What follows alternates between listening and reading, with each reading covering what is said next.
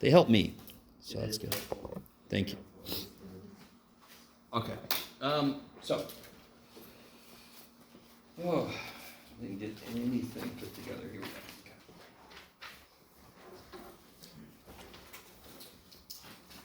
So if you have big ass F equals little ass F,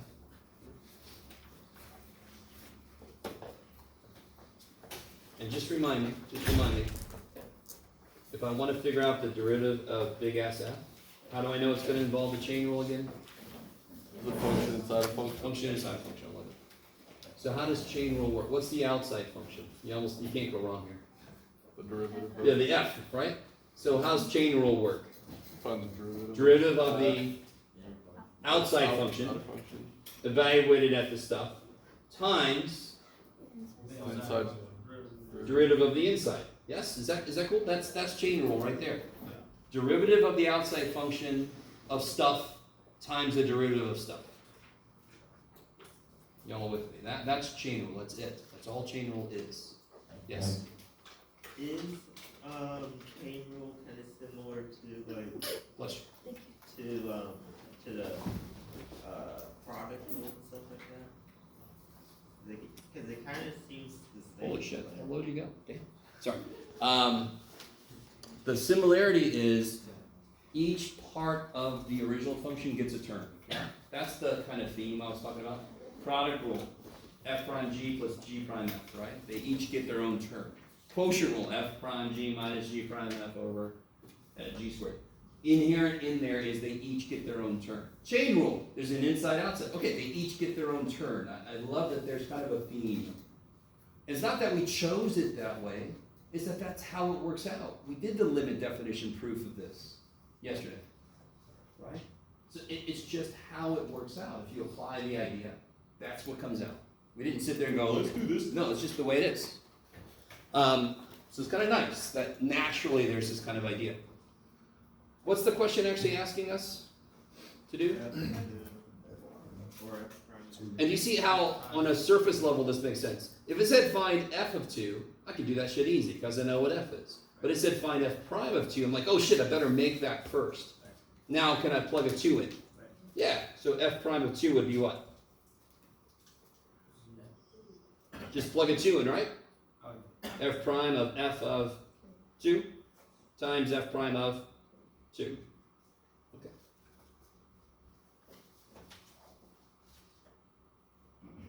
Are you guys with me just that far? Yes? So the second f prime, the one that you took the derivative of at the end, is that from the outside or the inside? Okay, that's the inside. Okay. And that's where things get a little confusing, but on this problem you can't go wrong. As long as you put an f somewhere, you're good, right? Because it's nothing but f's all the way down. This is the outside function times the derivative of the inside function. I understand it's a little confusing because they're both f, but that's how we got here. It doesn't matter what these functions are. You're going to do that every damn time. Do they tell us what f prime of 2 is?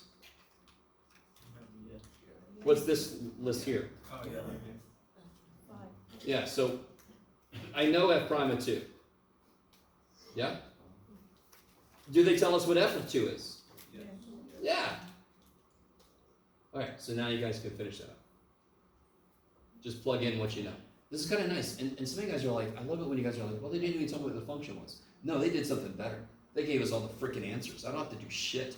Is the function x squared plus the square root of x times the natural log of the cosine of... Who cares? They already did the work. That's what's beautiful about this. Somebody already did all the work.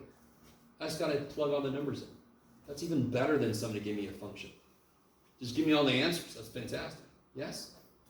So I understand when you see this problem, you're not used to that. But they're just saying sometimes our data is from observations. This could be a table of observations we've made. The temperature at a certain time, how much the temperature is changing at that time, and then it could have something I got to calculate based on those observations. I don't have a function, I just have observations. I can still do math with observations. I don't need the function. I just need to know the inputs and the outputs. I don't need to know what the function is, like is it x squared plus 2? I don't care. I don't know if you guys are really with me. So on this problem, how did it go with each step? Did each step make sense? Yes. And what got me going this way was the fact that they asked me about f prime of 2, and I don't know what f prime is. So the very first thing I want to calculate is what's big ass f prime. So then I could plug a 2 in. So the most important thing about any problem we do is, why the hell did this guy do what he did? I'm always trying to tell you, what's my motivation behind why did I do this step, why did I do this step? Yeah? Yes? So you would just plug in, where f of 2 is from the table, right? Yeah, what is f of 2? Careful, f of 2. 1. Okay. So right where it says f of 2, you would put a 1. And then what's this piece asking for then? F prime of 1. And then you can look and see what f prime of 1 is. See, so now it's easy as shit. I need everybody to see that, because now you just look at the table of answers and you put the answers where they go. F prime of 2, you can see it. You can see all of this. Okay, is everybody with me? Definitely a weird problem. Not a problem like the others. Which is why I assign a broad swath of problems, because you have to, the more you understand an idea from all different directions, the more you understand that idea. Yeah. What about the big F prime of 2? Where's the What answer about to that? Where's the answer to that one? What is big f prime of 2 equal to? Whatever those are equal to. Beautiful, and don't we know all this shit? Okay. So if I plug all this shit in, I'm going to f prime of 2 equals number, I'm done. Yeah. So I appreciate, kind of like, you're like, what do I do on that side? I don't do anything, because once I get that number, I'm done. I know what f prime of 2 is. Does it make sense? Okay.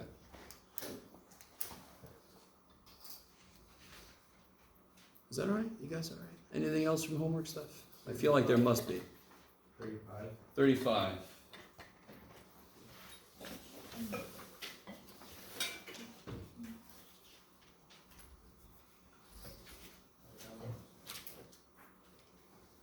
Okay, good. All right, let me do this. So I was talking to somebody earlier this morning. Sorry, I flashed that real quick. There's one thing I haven't shown you yet that's related to that problem right there. So let me show it to you. That probably would be a good idea.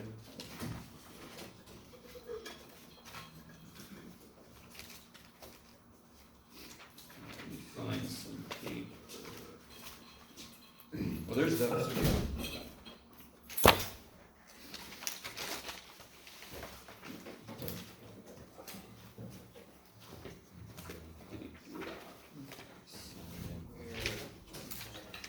Good. So, you guys remind me. I could get several different answers from you guys, but what's the best function in the world for me to ask you to find the derivative? 0. Yeah, I'd say a constant or 0. What's the derivative of 0? 0, that's fantastic. What's a more complicated function? Let me just tell you. What about e to the x? What's the derivative of e to the x? Alright, that kicks so much ass. I proved that yesterday. Or I should say we proved it. We all did this together. Let me show you a very good fact to know. So what if I didn't have e to the x? What if I had b to the x? Some other base, like 7 to the x, 6 to the x. You with me? Just some other. So this could be, I see you got 11 to the x. It could be 3 to the x. Just something that's not e, yes? If it is exactly e, it is its own derivative. If it's not exactly e, it's going to be off by a little bit. Okay, I like it. I like it. We're about to determine exactly how off it is. Okay, love you guys. So here's something you don't see too often, but it's interesting. Can you guys help me out? Let me do it this way. I was trying to think in my head just now how to do this. I want to do it this way. Can you simplify this for me? Anybody? This looks like a problem that would have been on the first quiz. And you're like, good for it, Jeff. What wants to cancel? What wants to cancel? What are inverse functions in this statement? E and ln. They want to kill each other, right? And again, I apologize if my math is too violent. But they want to annihilate, they want to cancel each other, correct? What's in the way? Stupid x. Well, what can I do with the stupid x? Some property of logs, right? What can I do with this? Well, everybody comes in strong at the chorus, and then that x can go where? I'll tell you where it can go. Up here. Yes? So I can rewrite this as e to the ln b to the x, yes? And of course, what happens then? Exactly what we just said a second ago. So this is b to the x. So, isn't that the function that I'm currently talking about that I'd like to know the derivative of, yes? So, what does all this have to do with anything, dear God, Jeff? Makes sense, please now. Okay. So if I start with this function, and I want to know its derivative, we just proved that I can rewrite this function in this form. Yes? That's weird. That's a cool little trick that does not happen very often, but when you remember it in certain situations, it kicks so much ass. This is one of those. Is this derivative, what's the outside function here? E to the something, right? And then there's some stuff on the outside. But, all right, so when I do this derivative, what rule am I going to use? Because the inside's more than just x. So what's the first step with chain rule? Come in. There we go. I should put a sign up out there. Give me one moment. Sorry. Yes. Jeff's. Calc. Come in. Crazy morning.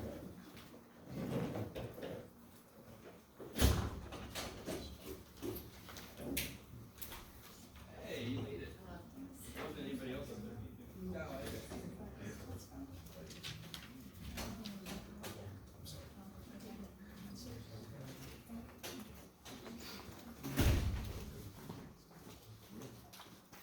Alright. I really want you guys, this was pretty straightforward. Do you guys agree with me? So therefore, the other way works too. That's how math works. It goes both ways. Don't be jealous. Anytime I see b to the x, then I could replace it with this when it's helpful. It's almost never helpful except right now. So the derivative of e to stuff is what? E to stuff. Then, what gets a turn? Jeff, you could do it. There you go, buddies. Okay. So that's the chain rule, right? The derivative of the outside function is itself times the derivative of the inside function. What's the derivative of x, l, and b? Who's freaked out about that derivative? What's the derivative of 7x? 7. What's the derivative of 3x? So what's the derivative of l and bx? L and b. Yeah, it's just a number. Yes, that's just a number. What was, and again, this is a derivation, so I really want you guys all with me. This step, is everybody cool with that stuff? This is not something you would think necessarily to do on your own. You with me? But the motivation is, if I could rewrite this in terms of a function I know the derivative for, then I could do it. So that's the motivation to think of doing this weird thing. So now it's in terms of e. That's a chain rule, because the inside is more than just x. Derivative of the outside is itself. Derivative of the inside gets a turn. What was this again? That was b to the x, yeah? Alright, so then g prime of x equals b to the x times ln b. If the base was e, this would be e to the x times ln e. What is ln e? 1. So that's the one base that is its own derivative. Any other base is off by exactly the natural log of that base. That's how much it's off from being its own derivative. So wait, what did you say? You said that's the e to the x is the 1? So if I made b e, put an e here, because of course, what is b doing for us? Just taking the place of, it could be 7, could be 214, could be 3. If I make it e, this is e to the x times ln e. Ln e is 1. So that's why it's its own derivative. Oh, b is just a placeholder right now? So let me give you a specific example. I'll do one that's going to help us in a moment. H of x is 4 to the x. Hey, you made it. So I'm just hoping that my instructions make sense up there. What's its derivative? 4 to the x times ln 4. That's it. That's the rule. Any constant to a variable power like this, that's the rule for how to solve it, right? How to get the derivative. You guys with me? Why don't I just bring the x down and subtract 1 and all that kind of stuff? Because that only works when it's in what form? X to the n. This is completely turned around. They are completely different functions. There's no reason they should have the exact same rule, because they are different functions. You guys with me? Yes? So prime would be 4 to the x times ln 4, but so is that how it's simple? I don't even know. That is the derivative. So, remind me. If I have e to the x, what's its derivative? E to the x. It's times ln e, but ln e is 1. So it is officially this. That's the rule for any constant to an x. That is the rule for its derivative. But natural log of e is 1, so it just doesn't show up. So if the base is not e, if it's something else, that's going to show up, because natural log of 4 is not 1. Yes? I don't want to waste the classroom's time. That's my determination. Go ahead. Alright, That's my job. A rigorous example of derivation of the chain rule, then chain rule, I'd love to see how symbolically it's derived. We did that yesterday. Yeah. Did I do it before you got there? Kim? Yeah, I had to do it all. Oh, okay. So it's up on the video. So- There's a video? Huh? There's a video?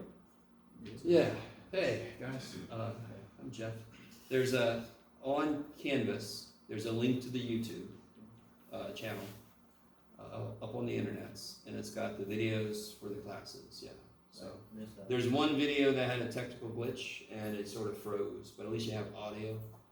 So I've been posting videos since 2011, so it's funny to go back to that first video. None of my friends told me I should have shaved the goatee. This one I had a goatee, and I look back and I'm like, oh my god. But, so what we're doing right now is we're developing rules for forms of functions. If it's in the form x to the n, we have a kick-ass rule. If it's in the form of constant to the x, let this be a kick-ass rule. Is this difficult? You have to memorize it, sure. But it's not. It still is one of the best freaking derivative rules we've seen yet. What's the derivative of secant x? What's the okay? What's the derivative of? So if I have Secant x times ln secant x. secant x, let me write this because I got to start putting this into some things. What does this mean again? In terms of x. Yeah, it's just y prime, right? But you remember, real quick, slope is change in y divided by change in x. Do you see why this notation is actually a little better? But we don't use it normally because it takes up more writing. Right, so that's why we use prime. So who's got that? What's the derivative of secant? Secant x tangent x. That's kind of gross. Especially when you put stuff in there, it gets really gross. This derivative is nowhere near as bad. This is nice. Okay. Maybe. We'll see. So let's try this. Kind of building up to the problem you guys were talking to me about. What if my function was this? 7 to the x squared minus sine x. Yeah. Sorry. I'll come back. Wait. Okay. So this is 7 to something. That's what that is, yeah? So what's its derivative? 7 to that something times ln 7 times, yes, the derivative of this, yes? This is the rule for 7 to a power. This comes from what? Chain rule. It's the inside getting a term, yes? So I really need you to see, chain rule is not tied to any function. You do it any damn time the inside of a function is more than just x. It's its own thing. It just always is kind of there. So there's a rule for 7 to the stuff. And then chain rule says, hey, the stuff gets a term. I'm like, all right. So then what happens here? You get 7 to the stuff, ln 7, and then what's the derivative of this business? 2x minus cosine. Kick the ass. Cosine's the asshole, right? So when you take the derivative of cosine, that's when it comes out negative. Do you see how cosine and asshole continues to make sense? Yes. Yes? I don't know if you've already said already, but where's the natural log coming from? I know it's from the top, but like, can you break down why it's natural log again? That is this proof we did earlier. What's the significance of natural log when it comes to that rule? Like, why is it natural? It is the amount that this function is off from being its own derivative. So if I graph, we did this yesterday. If I graph b to the x, can you guys remind me what that looks like? I like how some of you guys are like, I'm not playing anymore, man. I already shown you several times. Refer back to that shit. So yeah, it looks like this, yeah? Okay. Shema! So they all look like that. The bigger b is, the faster it goes up and the faster it goes down. The smaller b is, the slower it goes up and the slower it goes down. Then it all has the same stupid shape, yes? Yesterday, very quickly, do you all agree with me the slope is approaching 0 if I go backwards, but it's never equal to 0? It's always positive if I go forward. So if I start to graph the derivative of b to the x, even before you knew what it was, we graphed its derivative. It's small positive, and then what's happening as I move along? It's getting bigger, right?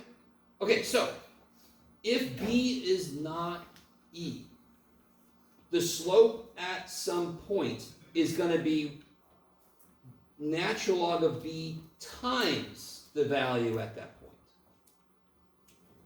So this is the amount that it is off by from being its own slope. If it was frickin' e, then the picture of e perfectly matches with, good job, Jeff. Perfectly matches with the picture of e prime. Are you guys with me? So what is the slope of e at 1? E to the x. The derivative is e to the x. So what's the slope at 1? E. It is equal to its own slope at that point. If you're not base e, if you're some other base, you're off by this much. You have to take your value there and multiply it by ln b. So, real quick. Let me go even deeper than I ever have. Okay, take that as you will. Let's say it's 3 to the x. Is 3, let me see who remembers this. It's okay if you don't. Is 3 bigger or smaller than e? Bigger, okay. So, e to the x. What's the slope at 1? We just said it. Yeah, the slope at 1, so if y is e to the x, y prime at 1 is e. Is everybody with me? Because y prime would be e to the x. You with me? So 3 to the x. 3 is bigger than e, yes? Its slope should be bigger because its base is bigger. It should be increasing faster, correct?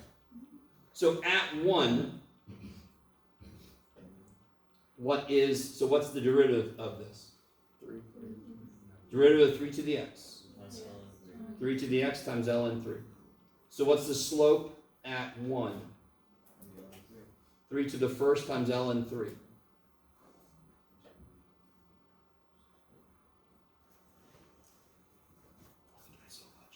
And that's going to be bigger than e. Because it's bigger than 3. Are you guys with me? 3 times ln 3. 3 times something bigger than 1 is bigger than e. So it's got a higher slope. Okay. Maybe. Yes? Are we moving along now? We could be, unless you have a question here. It's not about this graph, it's about the proof. Okay. Is it actually called a proof, or is it more like a conjecture or some other word?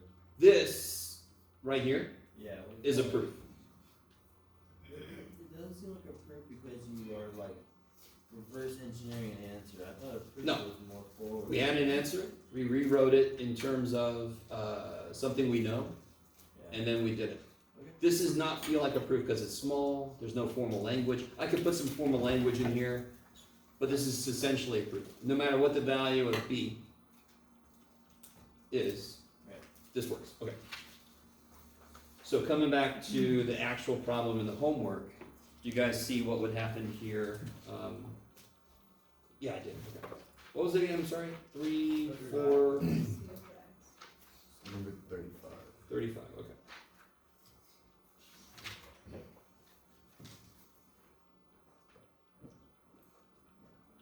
So yeah, there it is. So what rule would take over here? What rule would this be involving? Sure, okay. So the outside function is 4 to a power, so you got that derivative rule. What rule of differentiation would be involved here? Chain, good. How should I rewrite the freaking exponent so it's more in line with derivative rules we know? C x to the negative 1, exactly, right? Yeah, is everybody with me? We all have to remember. Okay, we have to remember some stuff. What is x to the negative 1? What's the negative power mean? Negative 1 is x. 1 over x. Negative 2. Real quick, anybody not know why? Anybody would like to know why? You want to know why or what's up? Is that reciprocal or inverse? It's a multiplicative inverse, which means the reciprocal. Additive inverse means opposite sign. Okay. Inverse means the opposite function, which is not what this is. Okay. So you guys remember why this is true? Just in case? Yeah, you guys all remember? Okay. Okay, sure. So therefore, if I have this function, I can rewrite this as 4c to the x, 4 to the cx negative 1. Why is that better? I don't have a rule for 1 over x to a power. I have a rule for x to a power. So that's why anytime you have radical x, you rewrite it with a fractional power. If you have x on the bottom, you bring it up and make it a negative power. Because I have a rule for x to a power. I don't have a rule for a cube root of x to the 5th. I don't have a rule for 1 over x squared. I have a rule for x to the negative 2. I have a rule for x to any n. You guys kind of with me? So derivative rules are based on the form the function is in. If I give you a function that's not in that form, but it could be put it in the form, because then you have a rule to do it. So that's one of the first things you should do in this problem is rewrite that. Now you know the rule for 4 to stuff, and then you multiply by the derivative of cx to the negative 1, right? Because it's chain rule. The inside stuff is more than just x. Okay, maybe. So, kind of like on those same grounds, I want to do this. Before I forget, I wanted to do this at some point, so I'm going to do it right now. You know, if I have this function here,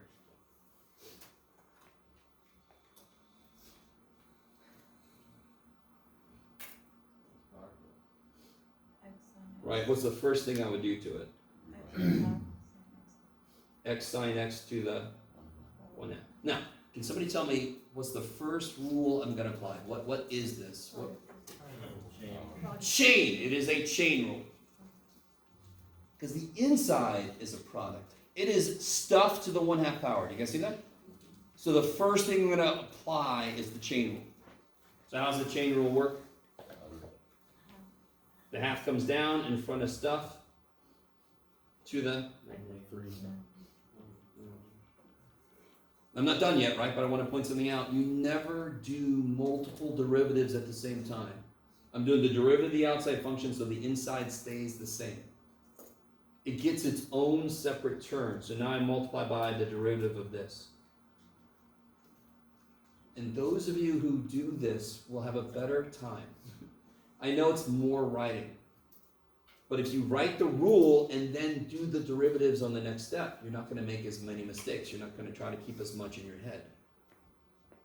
If you're comfortable with it, save some time writing. I wouldn't do this. But that's because I do this shit all the time. That's why I'm good at it. Right? If you're just learning this shit, I'm going to do this. Now the next step, this just comes from the right. This stuff is done. It's just waiting. How do I do this? That is, tell me what's the rule? Product, it's x times sine of it. Now I do a product rule, yes? Okay, I like it. And tell me what would that be? 1 times cosine. X prime Careful, sin no. x plus Sin x x. sin x prime equals Yeah, the derivative of x, I'm just gonna write it out, times sine plus x sin x times the derivative of sine, yes. Now here you could have done it and just not written it because there's not a lot going on, right?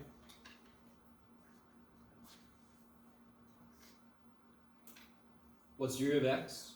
1. I'm slowly dying, sorry. We're all slowly dying. Shut up. All right. So then you get 1 sine x plus x cosine x cosine x, kick ass. And you're done. Because no derivative you have to do, neither one of these has stuff inside that's more than just x, right? There's no guessing as to when you're done. There's no chain rules left. So I'm done. Yeah. Can you go back to the last question with base 4 and answer what? Where does the natural log come in there? Yeah. Oh. So again, if you didn't write this down for yourself, it's a really good idea to do it. I understand that, Okay, okay. but I thought that the using base This year, 4 you mean? using base. No, there's a c over r or something like that. C over x, this guy. Yeah. Okay. So we haven't taken a derivative yet, yeah? We need the. Oh, you haven't taken derivative. No, Yeah. I just simplified the function so it looks like something I can take a derivative yeah. of, yeah. Would you guys want me to do it real quick? Well, this is your homework, I'm not gonna do it for you. Good try. Thanks. If you wanna do another example like that, but we've done several. Remember this problem? I would argue this function inside is a little worse, but it would work exactly the same.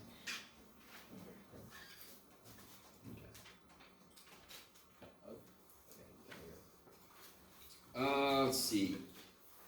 What was I about? Oh yeah, that's right. So this guy starts off as chain rule. You can see there will be a product rule, but it's not going to happen until later. What's different with this guy?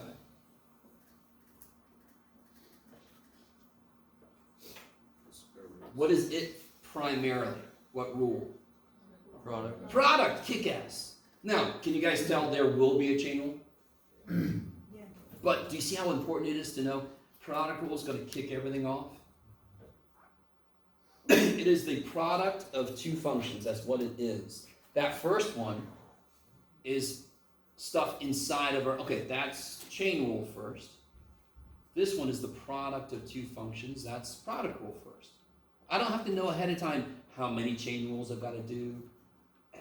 You guys come with me? I've noticed students get hung up on that. You feel like you're supposed to know ahead of, I don't frickin' know. Right? I kind of do, but that's all right, because I made the problem. But just to do that problem real quick, how would I rewrite this first?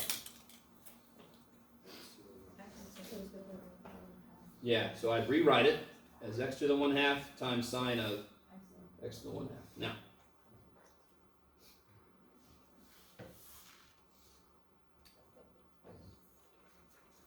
do the first step.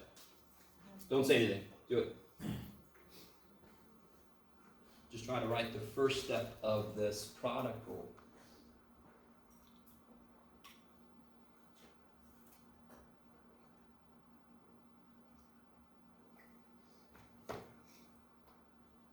Oh yeah.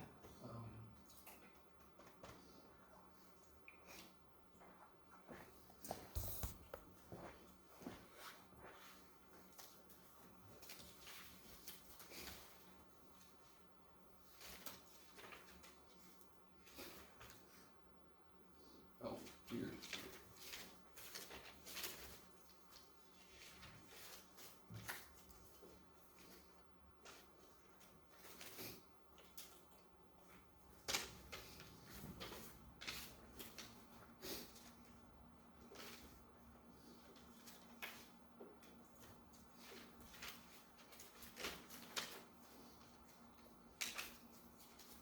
Shoot.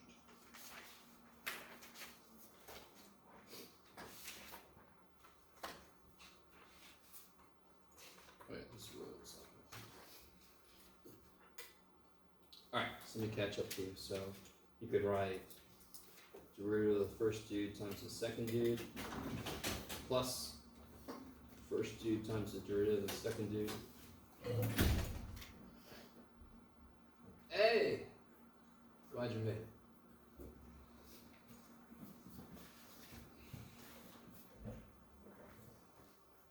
Okay. Is everybody with me? You guys okay? Does everything suck? I'm sorry. So that's just writing the rule. This is a very good idea. Just apply the rule. Now focus on the derivatives. X to the 1/2.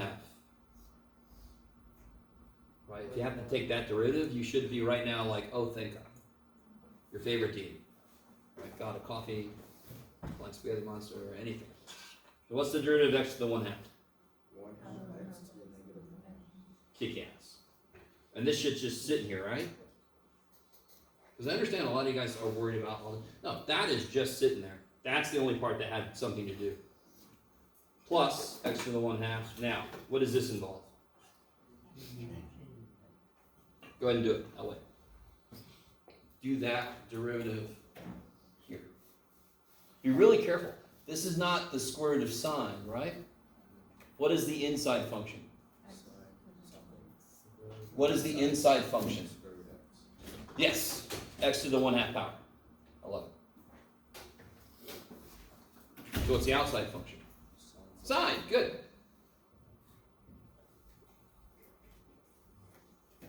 How come you don't touch the first sign, X 1/2?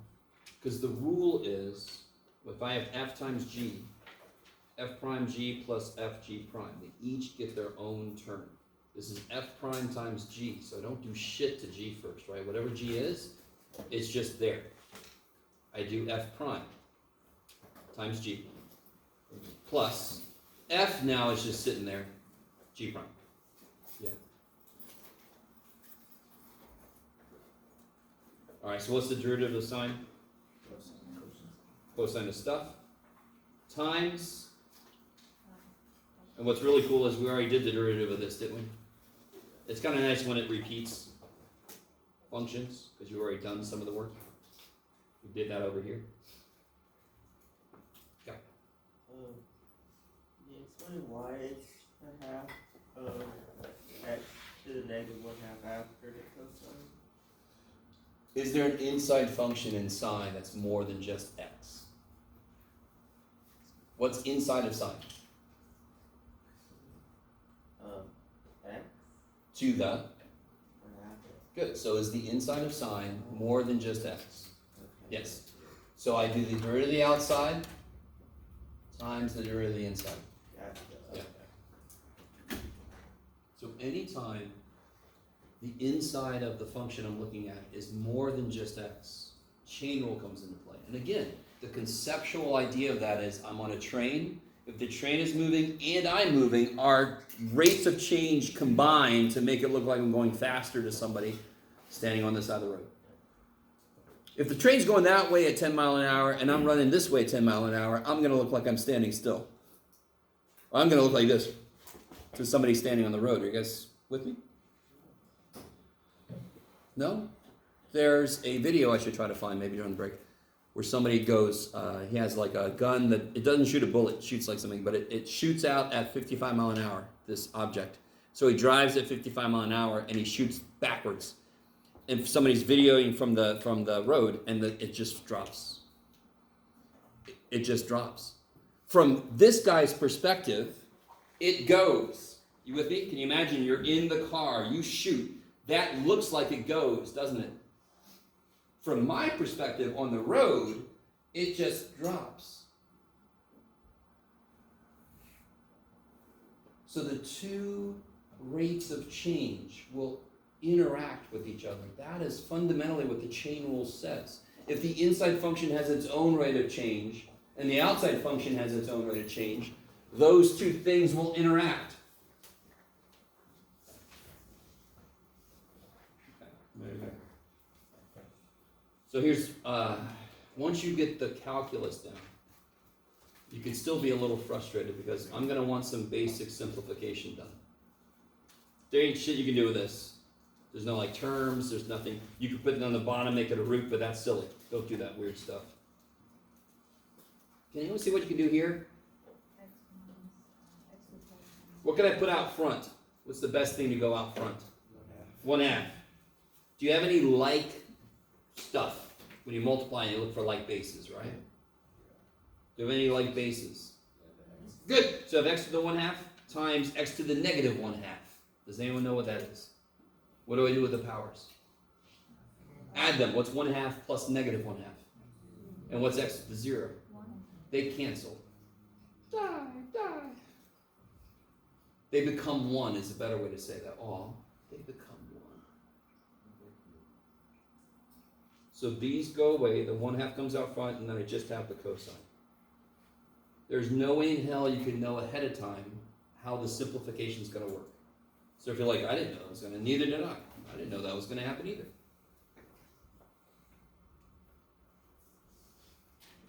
Okay. Yes. Should we go over 65? Sure. And then we will move on. Let's see.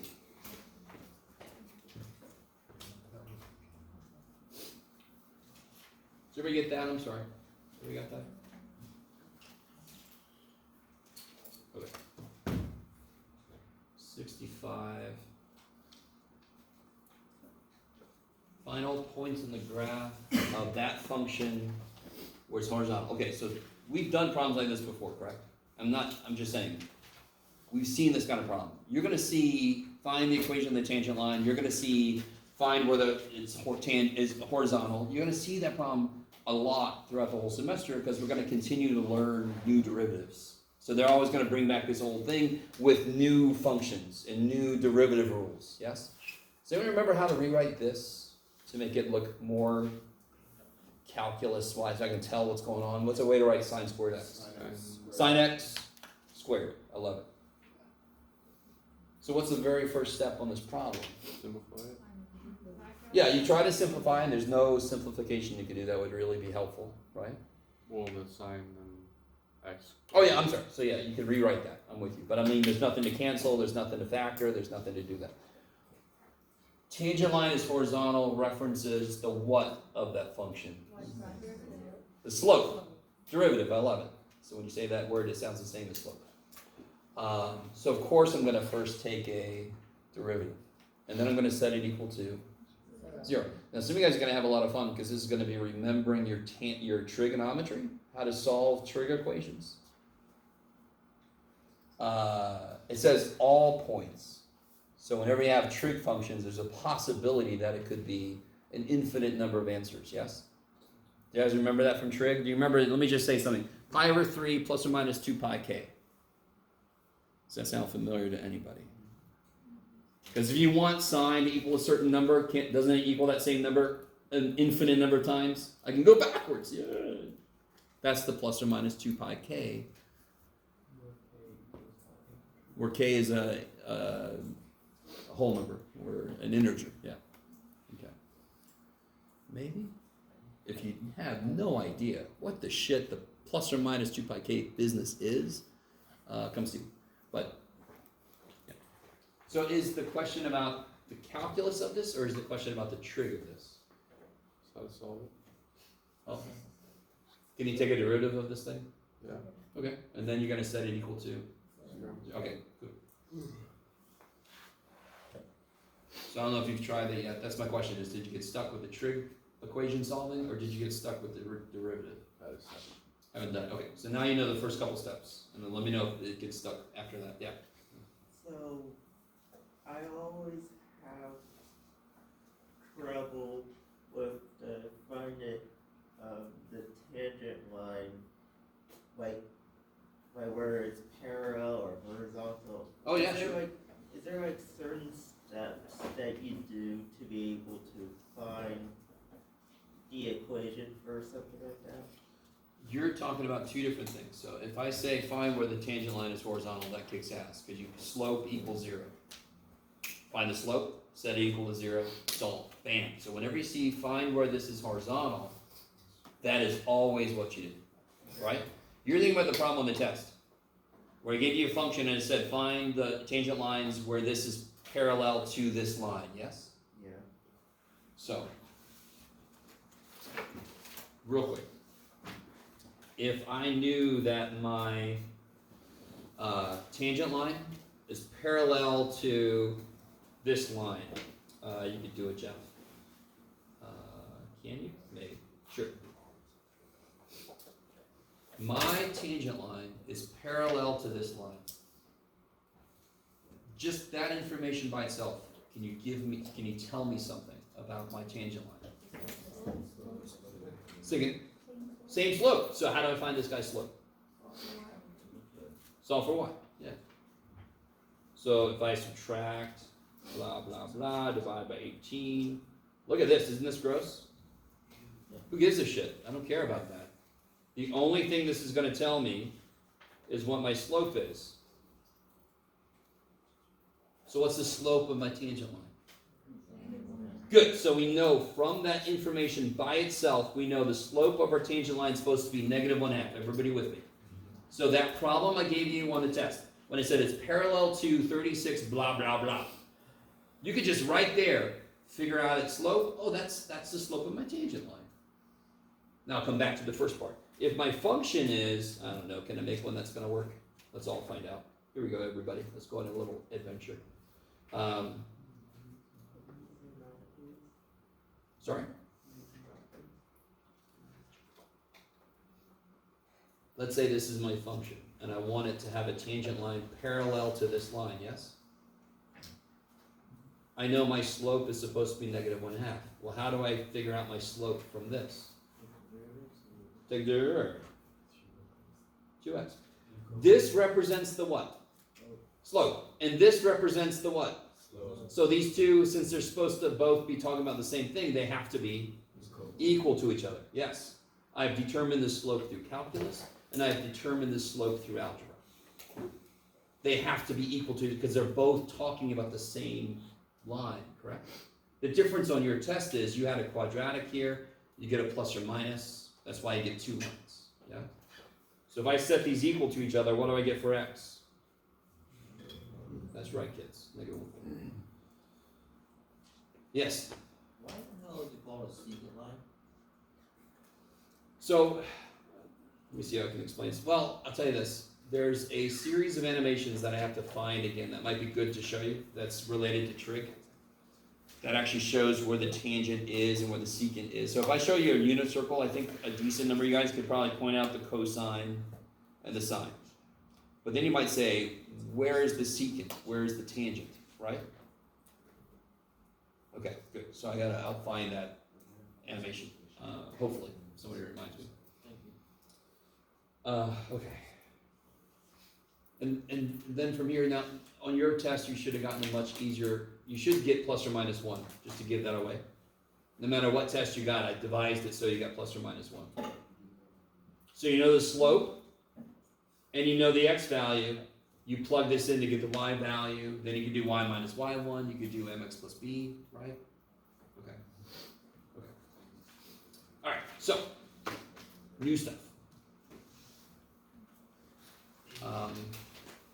Real quick. I couldn't find it. What worksheet did we not quite finish yesterday? This morning was a little insane for me, so I didn't have time to find it. I think we had a couple of problems left on our worksheet. Is that true? It was different. Here we go. No. There's a bunch of stuff. Okay, that's stuff for later. It was the chain rule out handout, right? Yeah.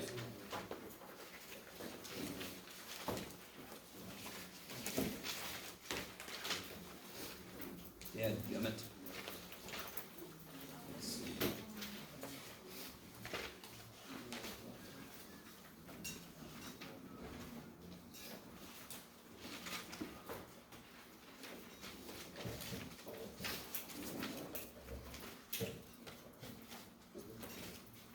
These are all that. Okay, I don't want that. All right. Well, shoot. Oh, here we go.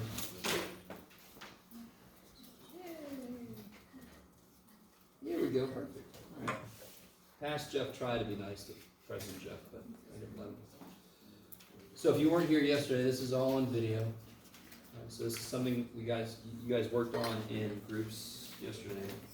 So the last ones we had to do, let me get a better copy, was part I and number 2. So let me see what you guys can do here. Did anybody do this problem?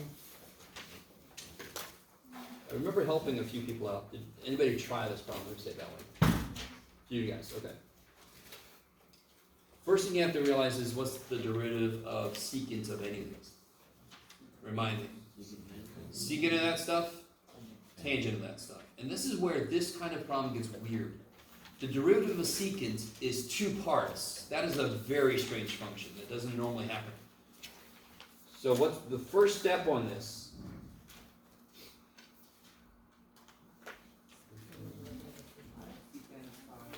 Yeah, secant of stuff times tangent of stuff. Jeff, you've given yourself no room. We'll try this again. Let's back it up. There we go. So secant of stuff times tangent of stuff times e sine beta prime. So I desperately want you to understand this first part was ruled by how does secant work? What's the derivative of secant? That's the first part, correct? Your secant is secant tangent. Times, chain rule says, hey, to make this fair, that inside dude should get a term.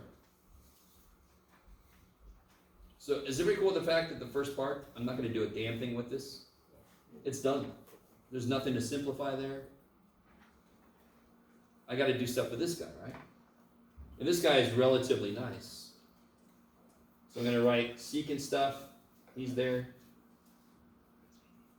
Tangent stuff. Now, how do I do the derivative of e to stuff? It's e to stuff times derivative of sine, which is cosine. Because that's all I have left to do. I might as well just do it. Let me stop for a minute. I agree with you that that frickin' answer is busy as shit. You guys agree? There's a lot going on, correct? You can get lost in your own answer. This part came from the derivative of the outside function. This part came from the derivative of the inside function, right? It could very quickly kind of grow, especially when you get a freaky secant derivative, because the secant tangent kind of inherently grows bigger. Where did cosine come from? So when I take the derivative of this, you see sine beta is the inside function, so it's got to get its own term. So it's the derivative of e is itself times derivative of sine, which is cosine. I lock it. Yeah. So then, did we do H already? Or not? Yeah, I thought we did. Wait. Did we? Ache, yes. No. We did Ache. So look at number 2. Does that question sound familiar at all? So I told you, this is going to keep coming back over and over again. So what's the process? Take the derivative, find the slope at the point they give me. Do I give you a full point? Ooh, I'm nicer here. So now you got the slope, you got a point, you could do y equals mx plus b, you could do y minus y, right? Okay, you with me? Okay, good. And just to make sure, how do you want to rewrite this? Tangent by x squared. Yes, cool. Does anyone see how many dolls are nested? Does that make the question make sense? What's the innermost function? Pi x. And what's that inside of? And what's that inside of? Squared. Do you have to know ahead of time how many chains? No, you don't. What's the outside function for damn sure? Okay, that's where you start. You don't have to know ahead of time how many chains you're going to do. What's the derivative of squared?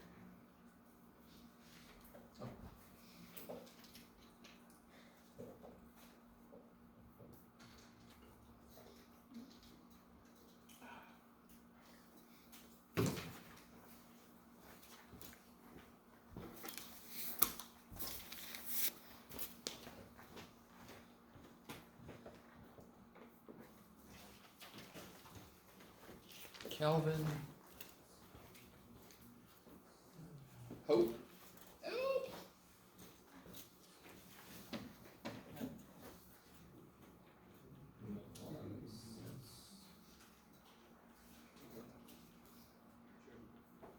Taro? Taro. Oh, Peyton. Where'd you go?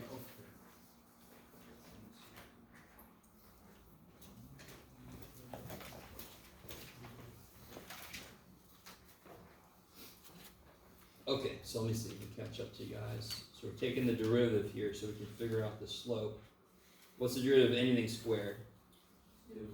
2 comes down in front of the stuff to the One. first power. Then you multiply by derivative of the stuff inside, yes? I desperately want you to see how there's no reason you should take a moment and try to figure out how many, how deep, tangents inside of a square, yeah? So I'm going to take the derivative of tangent. What will this involve? Secant squared. Well, true, that's what it's going to be, but what rule will it involve? Chain rule. Not product, hell no. How many functions are in here? 1, tangent of stuff. This is not tangent times, dear God, no. This is tangent of pi x. There's no product in here. Okay. So I get, say again, sorry? Say, I'm sorry? Yeah, first power, yeah. This is the first power, sorry. I shouldn't have written that. Go away. Times, you guys already told me, secant squared of stuff. Thank you, Ryan. Times, 1. what's the derivative of pi x? Pi. Right? What's your derivative of 5x? 5. What's the derivative of 7x? What's the derivative of pi x? Pi. Pi is just a number, just like any other number. You guys with me? Yes. You factored out the tangent from both the front and the back? I didn't factor anything. You just took away the parentheses then? Okay. So here's this piece, yeah? Yeah. This is derivative. So we did a derivative of this. Yeah? Okay, that's all. So this 2 came down, this stuff just came for the ride, yeah? This is the chain rule. I took a derivative of tangents. No factoring has been done, right? Just stuff has come down. Stuff has come down. Yes? Where did the pi come from at the very end? What's inside tangent? So let me be more explicit. What's inside tangent? Pi x. So doesn't it get a term? What's the derivative of pi x? Oh, it's just pi. Pi. Good. Okay.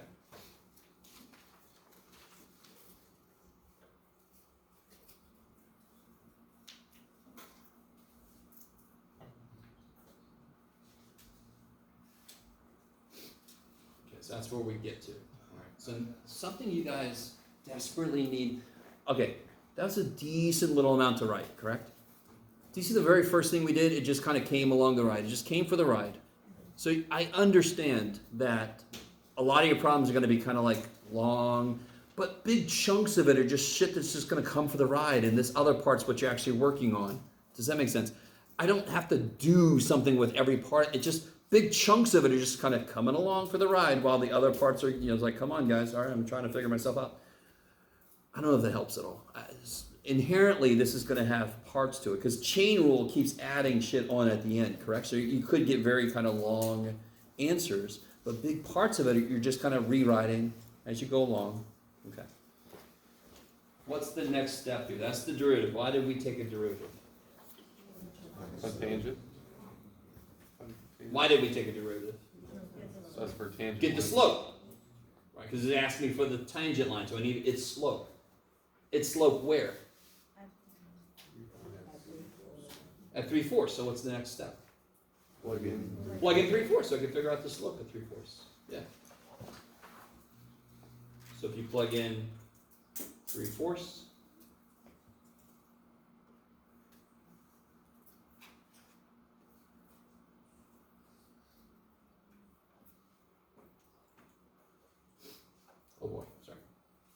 Just plug a 3/4 in, right?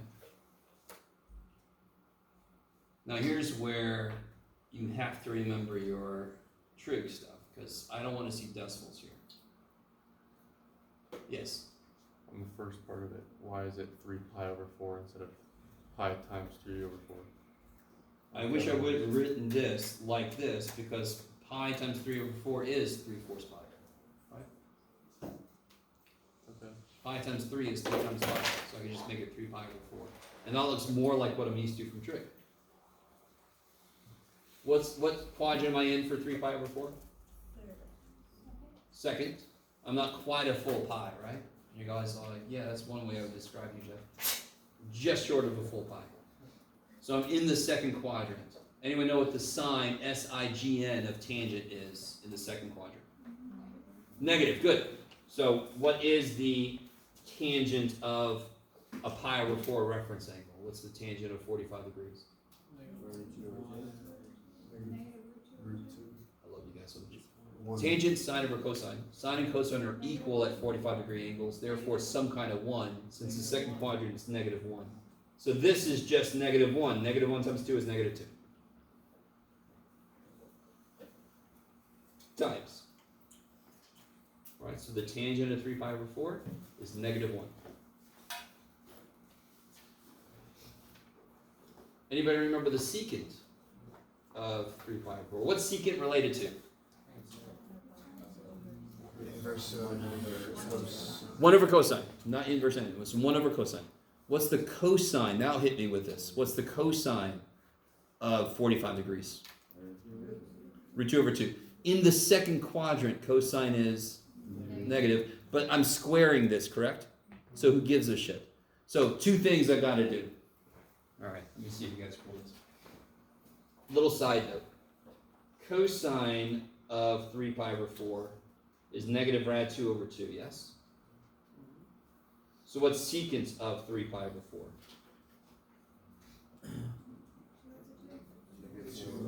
2 root 2 over 2. Yeah. And the really funny thing is, dear God, don't rationalize this. This is actually over-rationalized. So what's the secant of 3 pi over 4 squared?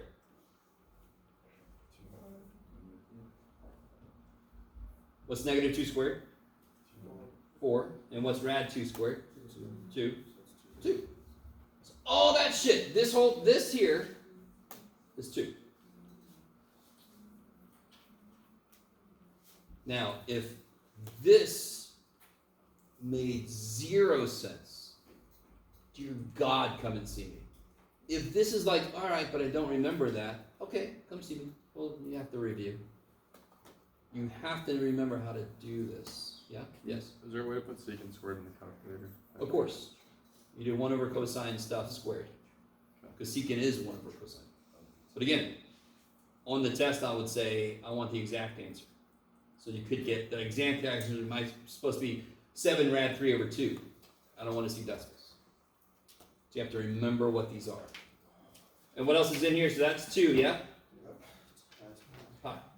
So what is the slope? Negative 4 pi. And what's the point? 3/4. 1. I just gave you the point this time, right? That's nice of me. So how do I get the equation of the line? Let's see what you guys say. Y minus y1? So y minus 1 equals negative 4 pi x minus 3/4. Are you excited about that 4 pi being there? Sorry, it's a weird question. Does it bother you there's a 4 pi there? Do you wish there was a number there? 1 8 pi. You want 8 pi? Can you redo that process? Say again, sorry. The y minus 1. Redo Alright, everybody understand where this is coming from? Did we figure out the slope? Yes. Do we know the point, the x piece and the y piece? That's all. Yeah. Now distribute. Can somebody tell me what negative 4 pi times negative 3/4 is? The negatives cancel. The 4s cancel. So I get 3 pi.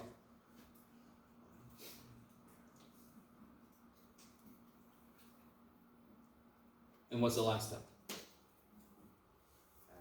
Add 1. Negative 4 pi x plus 3 pi plus 1. Ship-a! Zoom out.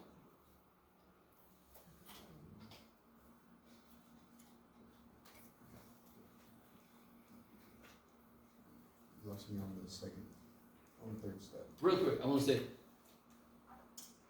we found the slope first, correct? Then we plugged it into, in this case, y minus y1, because it's the first thing I heard somebody say. You could use mx plus b and solve for b. I think some of you guys like to do it that way. We get the same exact answer if you did.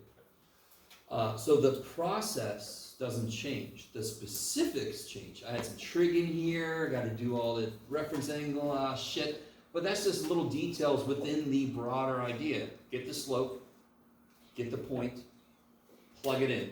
mx plus b or y minus y1 business, yes? That doesn't change. It's just the details of what the functions are. Slope, point, distribute, add 1. Yeah. Okay, I like it. Okay. All right, so that was this handout. By the way, is anybody, before I ask that question, how many do I have left? Oh, I have several. Anybody need this handout about chain rule? You need it?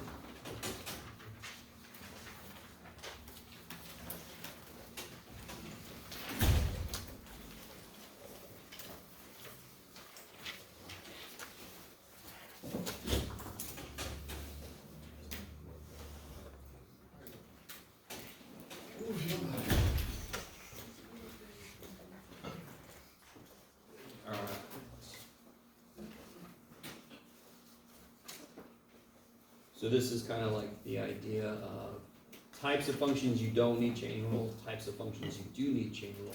The more you understand why each one makes sense as to if you need it or don't, the better you understand chain rule. Kind of a formulaic or a symbolic way to think about chain rule. And this is the one that we kind of came up with yesterday. Right? It's just outside function times the derivative of the inside function. That's really all chain rule is. Okay, so what we're going to get into today, by the way, before I forget, let's see if I remember where I put this.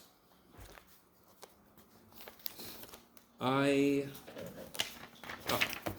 didn't print these out because I'm almost certain this is going to change again at some point, but just to point out a couple things, if you're curious. We're obviously a little bit behind from my tentative time frame in the beginning. I'm going to make section 3.7 extra credit. And I'm going to say very little about that. I'm going to make section 3.11 extra credit, and I am going to talk about that a bit. Because there's some cool ass shit in there, but depending on where you go from here, depends on how much you're going to use the stuff in there. So that's one section that I can make optional pretty easy, right? That's the only changes I made in terms of content. In terms of dates, I'm still working this out. I'm still working out when our next test is going to be. I'm not sure if I'm going to make it the 2nd or the 3rd. We'll see, right? But I'm pretty sure I'm going to go through 4 or 5. So we're not going to get all the way to the end of 4, which should make sense because we didn't get all the way as far as I thought in the first place. Is everybody with me? So the big things right now is 3.7 is extra credit. So if you do extra credit homework and you get it all right, it'll take the place of homework you didn't turn in. It'll take the place of 2 homeworks that you had to correct and you don't want to correct it. You guys with me? So it just counts as 1 homework. If you do all the homework plus extra credit, then your homework grade is higher than 100. And that gets averaged in. You with me? You could have 106 homework grade, right? Holy shit. Okay. Is everybody with me? Okay. All right. So what we're about to do is we're about to get into 3.5 and 3.6.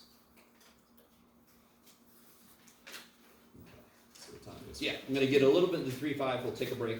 We're not leaving early today. Thank the gods they don't have another 3-hour freaking Zoom meeting today. It was very exciting. what 3.5 is all about, now that we know chain rule, we're going to be able to develop some new rules. So 3.5 relates to natural log, logarithms in general. Actually, 3.5 first. 3.6 is natural log stuff. 3.5 is something else. So.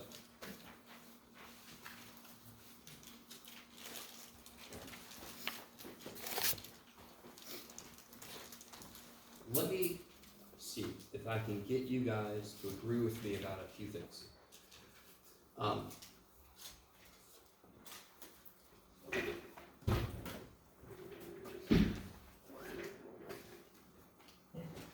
I'm going to give you a function. I'm going to ask you how to calculate its derivative. If I had this function,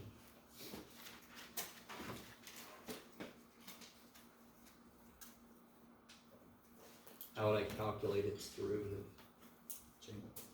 Chain rule. I like it, right? Or you could change it to sin x to the one. Good. I love it. So one thing I could do. So I need to use a chain rule.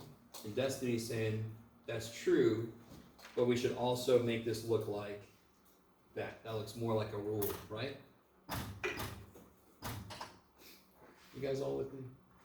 Just go with me for a minute. And you're like, that's all we ever do, Jake. All right. So help me out. What's the derivative real quick? So the 1/2 comes down, right? Sine x to the negative 1/2 times derivative of sine. Right? Let me zoom out because this is going to be. Now you can keep going. Now, what is derivative of sine? Cosine. Right now, I don't care. What if instead? What if you go? Oh shit! I wrote that down wrong. It was supposed to be the square root of e to the x minus 1. Does the idea we applied change? In fact, what's the very first thing we do then? Rewrite this as. And then what's the very first thing we do for the derivative? The 1/2 comes down. In front of stuff. Negative 1/2 times derivative of stuff.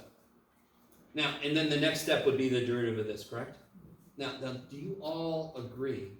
There's nothing special about the functions I picked except they're ones that we know derivatives for, right? I could have put any damn function inside, and wouldn't the first couple of steps been exactly the same? Do you guys understand? And you're all like, great, Jeff. Okay.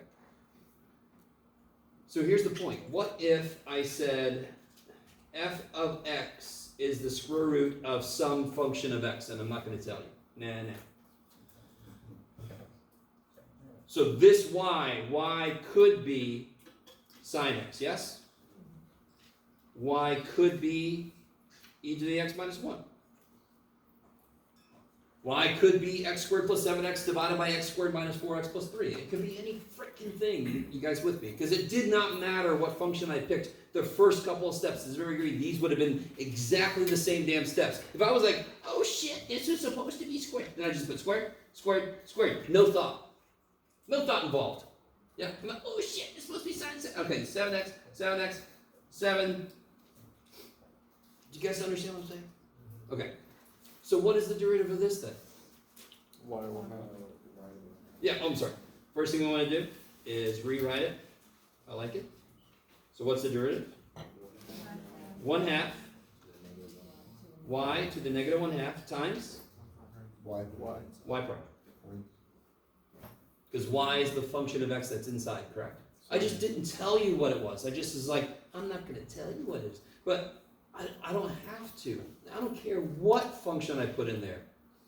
The first few steps would be the same. Now, the next step here would have been a cosine of bullshit, right?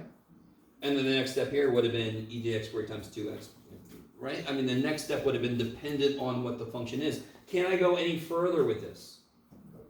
Because I don't know what y is. So I have no idea what y prime is. You guys all It wouldn't be 1. Hell no, because this is where I want to bring this back for sure. What does this prime mean? What's another way to write that? Derivative. df d what? Y. No, Yes. x. What did I say? What is this a function of? X. And what did I say this is? I said it's a function of X. I just didn't tell you. Y could have been sine X. If I made Y equal to sine X, would it be this? Yes. Whatever that function is, it's a function of X. Okay. I would have to do chain rule, yes? Because the inside function is more than just X. Okay, I like it. Okay, maybe. Okay. So that's why this notation is really good, because it reminds me what my variable is. Now the f of x told me it's freaking x. It's not y. So this is reminding me, oh yeah, the variable's x. And y is a function of x. Maybe. So y was like a placeholder that could have been sine x, it could have been e to the x minus 1. It could be anything. What would I always do? 1/2 comes down, negative 1/2 times the derivative of the inside function. I just can't go any further here, right? Because I don't know what the inside function is. Yes? So the f of x, where's the y half, that's where it's coming from? The f of x, That's where it's going to what? that's where the f of x comes from, the F of x is defined to be some function of x to the 1/2 power. Okay. That's what this says. Are you guys with me? Y is some function of x. I'm just not telling you what it is. But we don't need to know what it is to do the first couple of steps. Did it matter this was a sign for the first couple of steps? Did this being a sign do anything to the first couple of things I did? This being an e to the x, did it do anything to the first couple of steps? No. So this could be any function at all. It doesn't matter. So whatever function this is, what are my first two steps? Change it to the 1/2 and then take the derivative. That's a chain rule because the inside is a function of x. Something, right?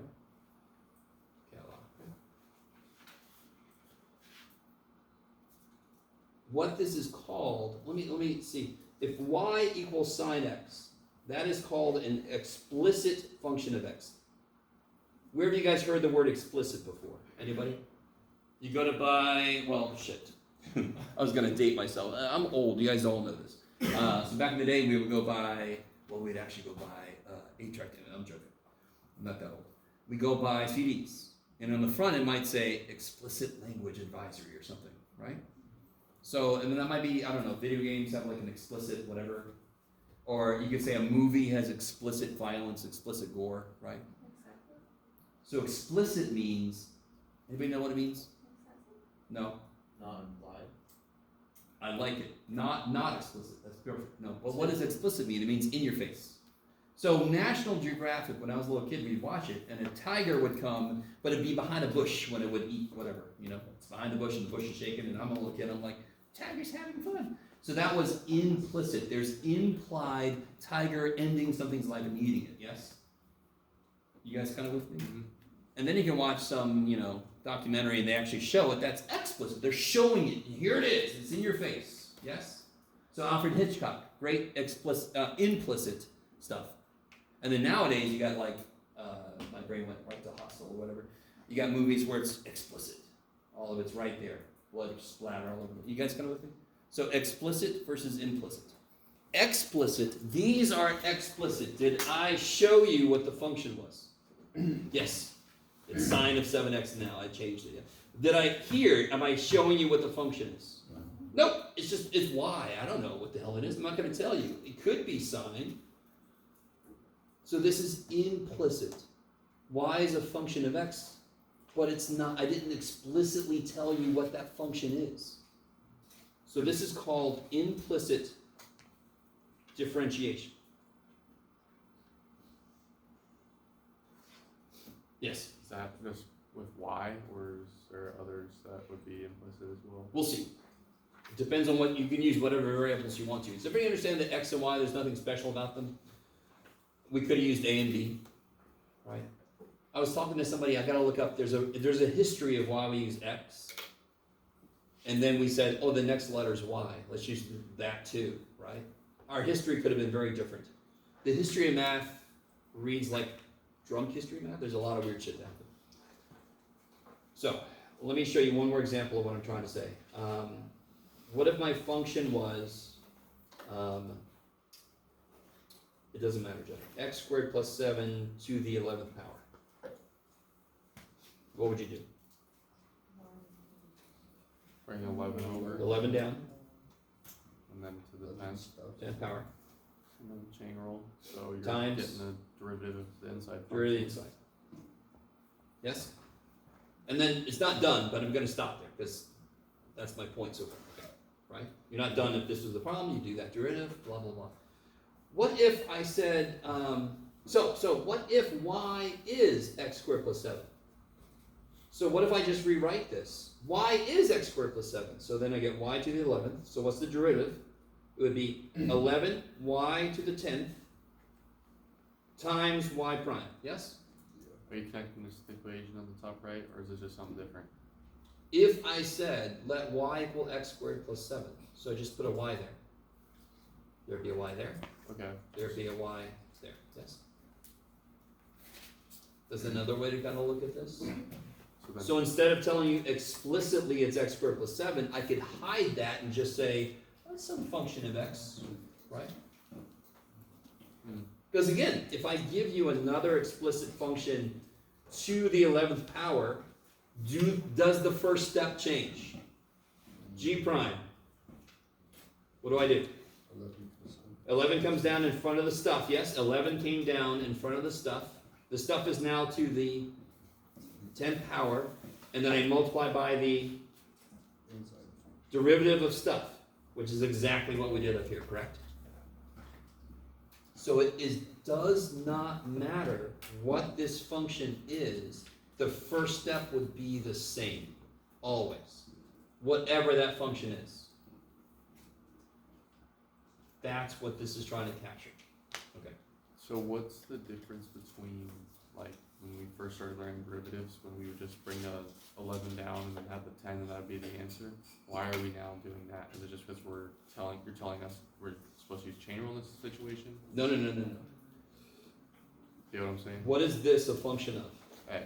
X. Y So it's a is different- implicitly a function of x. So if I had this, So if it was f of x and x. if I had this, is anything weird happening here? No. Is this an explicit function of x? Shit, yeah. Yeah. I'm telling you it's x to the 11th power, right? Okay. If I do this, I'm not telling you what that function is. Okay. It could be sine x. It could be whatever, yeah? Okay. Alright, I'm with you. Okay. Now, that's the idea. So let me show you what the problem would look like.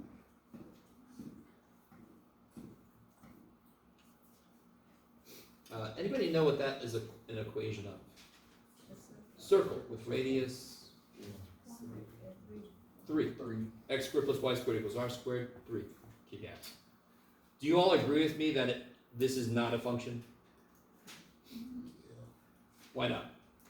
It does not pass the vertical line test. Kick ass. Do you agree with me though that at any point there is a tangent line? Yes? So at every point there is a slope. I should be able to calculate the slope of this. Y'all with me? Do you agree with me that there are functions? Now this one I could sort of solve for y. What would happen if I try to solve this for y though? Eventually I have to take a square root and I have to put plus or minus. So if I try to solve this for y, do I get one answer? No. Okay. So I am going to take the derivative of both sides. Do you agree with me I could solve for y? In a sense, I could get y equal plus or minus square root of blah, blah, blah. You guys with me? Isn't y a function of x then? And I just don't feel like solving for it, so y is some hidden function of x. It's an implicit function of x. So what is the derivative? Now, when we learn new shit, you sort of think everything changed. Nope. What's the derivative of x squared? 2x. Now, here's where you gotta be careful. What's the derivative of something squared? 2y times, yeah, derivative of y. Y is a function of x, correct? So how do you take the derivative of something squared? The 2 comes down in front of the thing to the first power times the derivative of the inside function, yes? Outside times stuff. And Yep. Outside, 2 comes down in front of the y, times derivative of the inside. Yeah. Yes. So there's you're doing? Like the x squared and then the second function is the y squared? Yeah, so this is explicitly a function of x. Do you guys agree with me? That is x squared. I'm not hiding shit. This is some function of x squared. So it's inside a square. There's stuff inside of a square that's more than just x. What rule is that? Chain rule. So from Anytime now there's a on, y then basically it's Say again? anytime there's a y it's gonna be implicit then? Anytime there's both x and y in a function. You with me? And I want to take derivative of x. Y is some function of x that I don't know. So I'm going to have to do this, yes. Let me write this a little bit different of using this just to really show you. This is kind of cool. What's y prime again? What's a way to write y prime in a more formal way? Now do you see why? Because this is this dx. So I could actually write this piece as 2y dy dx. They mean exactly the same thing, yes? Y'all with me? Watch this. The derivative of x squared is 2x. And then I'm going to do the derivative of the inside function. Well, what is dx divided by dx? 1. That's why, that's what I meant yesterday when I said we always do chain rule. It's just when the inside function is x, its derivative is 1. So it doesn't really show up. So I've got 2x plus 2y dy dx. Now what's the derivative of the other side? And Jeff, be better than this. Should be in front. Yeah, derivative of 9 is 0. What is it? Remind me, what is it I'm trying to find? I've got a circle. I'm trying to find the slope. What part of this is the slope?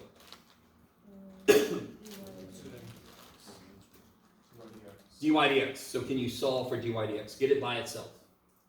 Yeah. I would subtract 2x. Is that cool?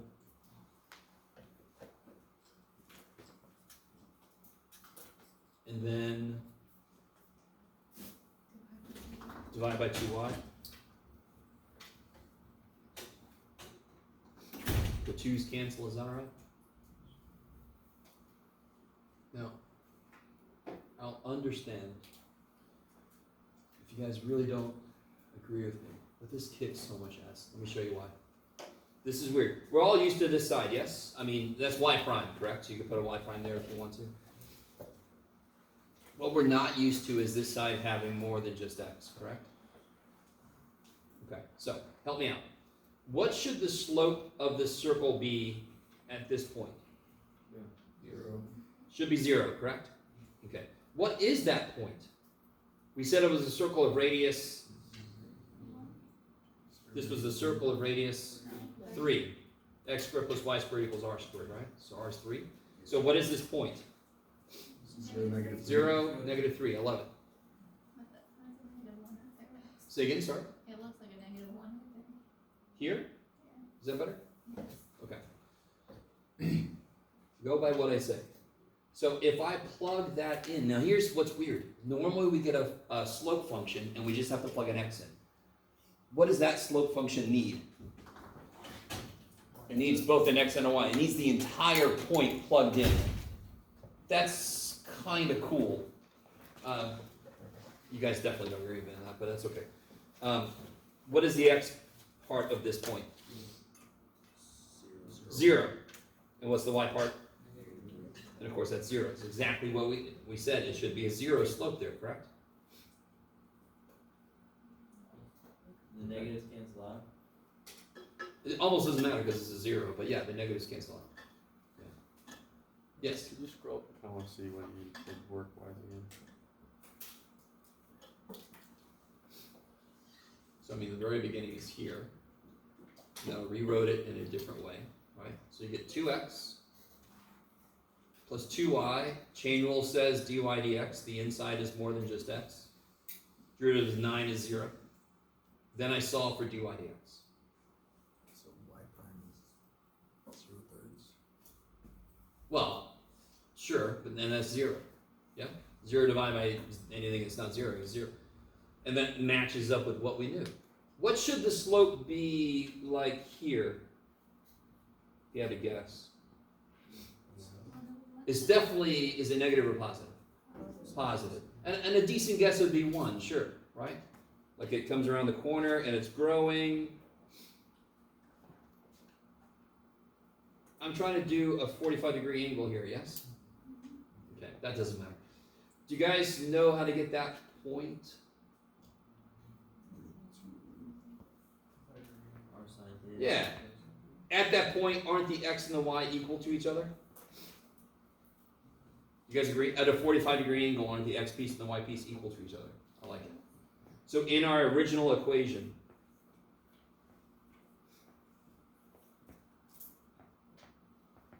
what did we just say is true about the x and y at that point? They're equal.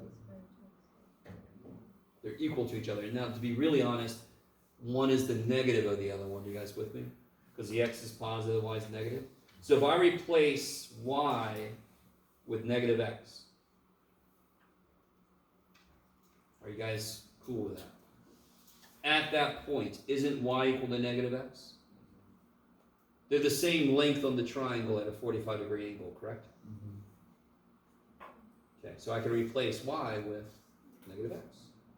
And then if I try to solve this, I'll get 2x squared equals 9. I get x squared equals 9 halves. I'll get x equals the square root of 9 halves. So what's y then? What did we say? Negative numbers. Yes. So x is, let me just, 3 over rad 2. Yes? And y is 3 over rad 2. So what's the slope again? dy dx equals, I'm sorry, negative. dy over dx, what do we get? Negative x over y, yes? For a circle, this is the slope. I'm sorry, negative x over y. And what is the x part of the point? 3 over rad 2, and what's the y part of the point? And sure enough, when we divide that, we get 1. 1, yeah. The negatives cancel, it's the same thing. It's exactly what we predicted it should be at that point. It should be a slope of 1 there, right? So this equation will give me the slope at any point on the circle. I just have to plug in something I'm not used to. I have to plug in both parts of the point, the x part and the y part. That's how a lot of implicit stuff works. Okay. I'm going to do something for you now that everybody's wishing I will. Let's take a break. I'm sorry, one question real quick. Where did you get the negative x from? Oh, okay. At this point, it's a 45-degree angle, yeah? What's true about a 45-degree triangle? The x piece and the y piece have to have the All the same? same length. Do you agree that the x is positive here? Do you agree that the y is negative? Yeah. So if x is x, y is negative x. No, for the x and So y. I just put a negative x there. Okay. It's kind of a neat way to figure out a point on the circle. You just figure out the relationship between y and x. Okay, so let's take a break. Come back at 5 till. I've got a handout, believe it or not, about implicit stuff. Oh, sorry. Right here? Oh, here? Yeah. Alright, so you told me That I have a handout, but I want to do one more example. Oops, let me erase some stuff. And by the way, the quiz, I told you guys it was going to be Thursday. I will tell you before we leave what it's through. I don't know yet. We'll find out.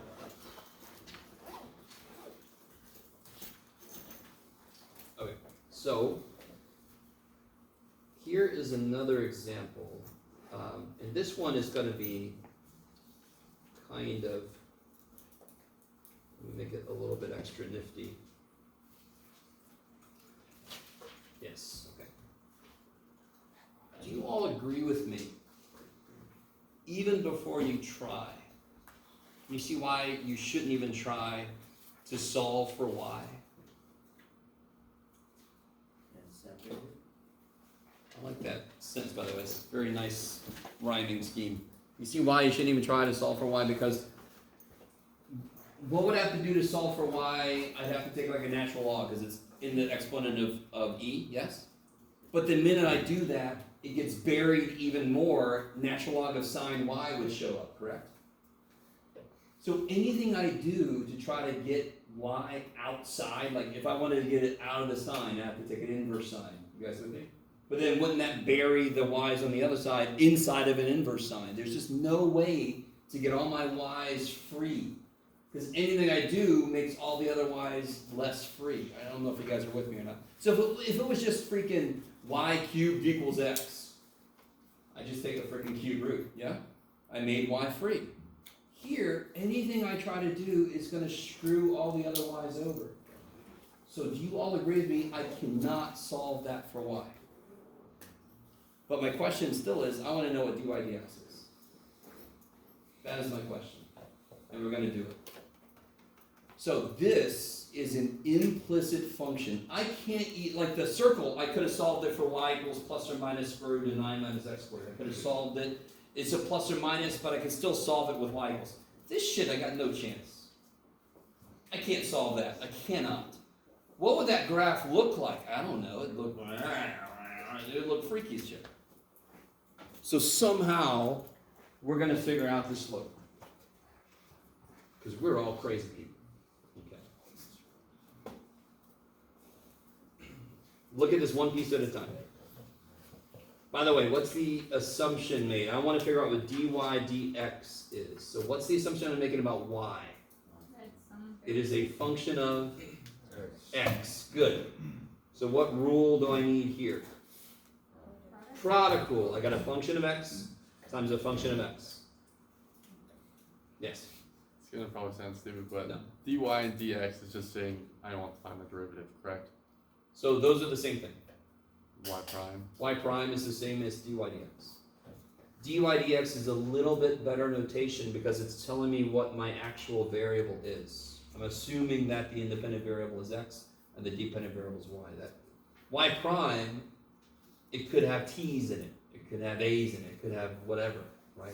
What if it's like dx over dx? Is that That's one. And that's why the chain rule works everywhere. It's just that if the inside's x, it's just dx versus 1. It doesn't show up. so? What's the prime for x? Oh, x prime would be dx dy. Oh, okay. And we're going to do some of that shit. Not yet. Okay. Let's not go there. Okay. Okay, here we go. So you guys already told me what to do here.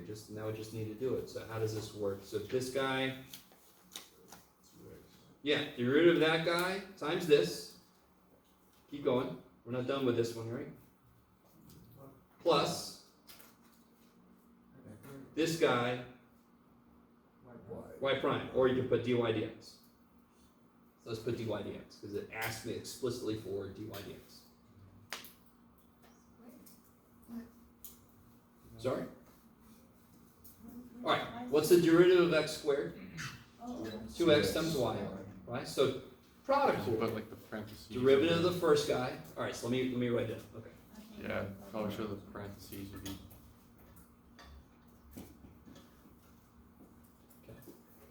Yes? Okay. And then that would become. Question. Or we keep going. Yes? Since it's the x and the y together, how come you don't have the parentheses around the y too? I know that you wouldn't put like a 2 in front of the y, but you'd have like 2xy just like you did, right? Like the same thing. Oh, you mean right here? Why is there no parentheses around that? Meaning like y is a parenthesis before the y instead of after it. If I do And they're together. this, that's weird. Am I taking a derivative of 2?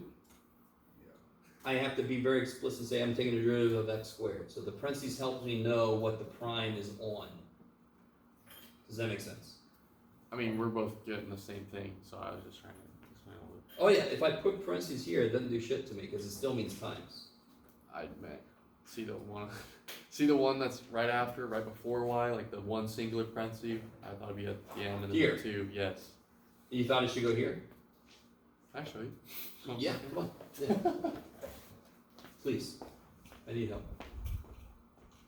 I'm saying, how come it's not just like, if you have like the x, y, why would it just be like the 2 and then you bring the 2 x? Oh, because it isn't that. Okay, okay.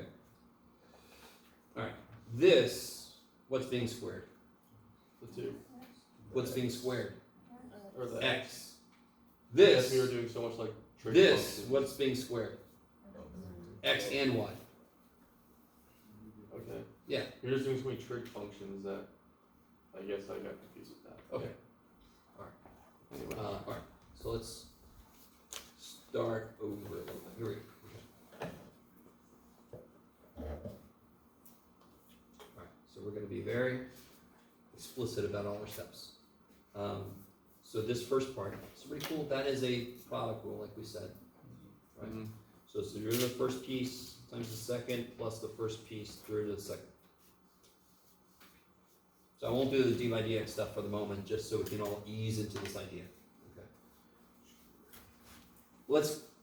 I got more to do after this. Let's keep going. What's this next piece gonna involve?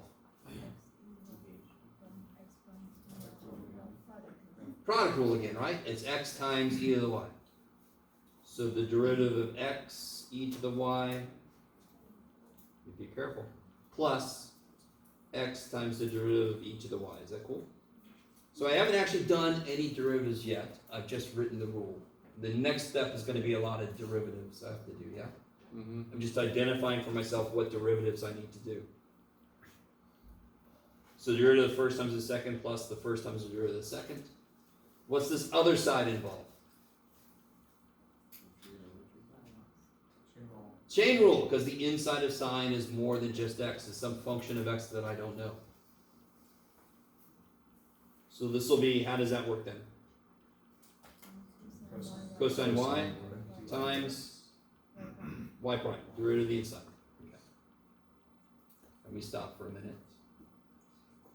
If you realize y is a function of x, they're just not telling me, you do what you would do if you did know what that was. If I knew that was sine x, wouldn't I do 2x sine x plus x squared times cosine x? I would take the derivative of the first guy, and then eventually the derivative of the second guy. That's exactly what we're saying here. We're saying, if somebody comes and tells me what y is, that's what you put here. You would put its derivative right there. Let me stop for a minute. Yes? So basically, you say that the chain rule is like for anything that is added to the variable, right? Or it surrounds the variable, right? If there's an inside function, yes. Yeah. That's what you mean, yeah. And then so since that So what's inside of sine? Is it just x? no. Is it a function of x? Yes. Yeah. That's chain rule. Chain rule says when the inside of your function is more than just x, its derivative is going to show up Mm-hmm. Yeah. So you take the derivative of the inside. So that's, again, it's the same idea. The outside function gets a turn, the inside function gets a turn. Because we know that y is a function of x. Y is a function of x. Okay. Kick ass. Alright, so now I got calculus to do. So the first step was calculus, sure, but it's just rules. Now I have to do the derivatives. Not too bad. What's this? 2x, 2xy. What's the derivative of y? I don't know. It's kind of nice. I don't know what the hell y prime is, so just y prime. By the way, real quick, is everybody cool with these parentheses here? Because this is minus this, so whatever this guy's derivative is, I'm subtracting it. So this would be minus, what's the derivative of x?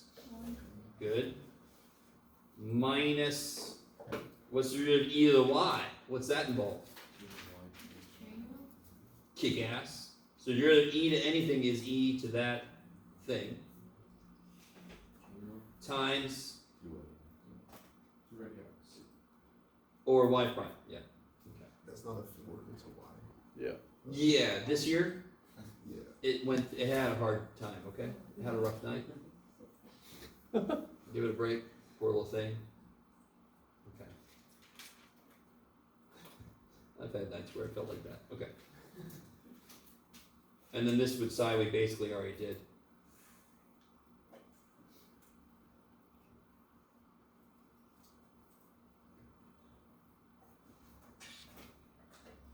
I'll let you analyze that for a moment, yes. You lost me at the e of y. This year? Yeah, the Okay, derivative of what's y. inside the e? Y, and y is a function of x, correct? So the inside function is more than just x. So that's chain rule. What's the derivative of e to something? E to something times the derivative of the inside. Oh, the inside's y. Yeah. Now, what is it that I wanted us to calculate?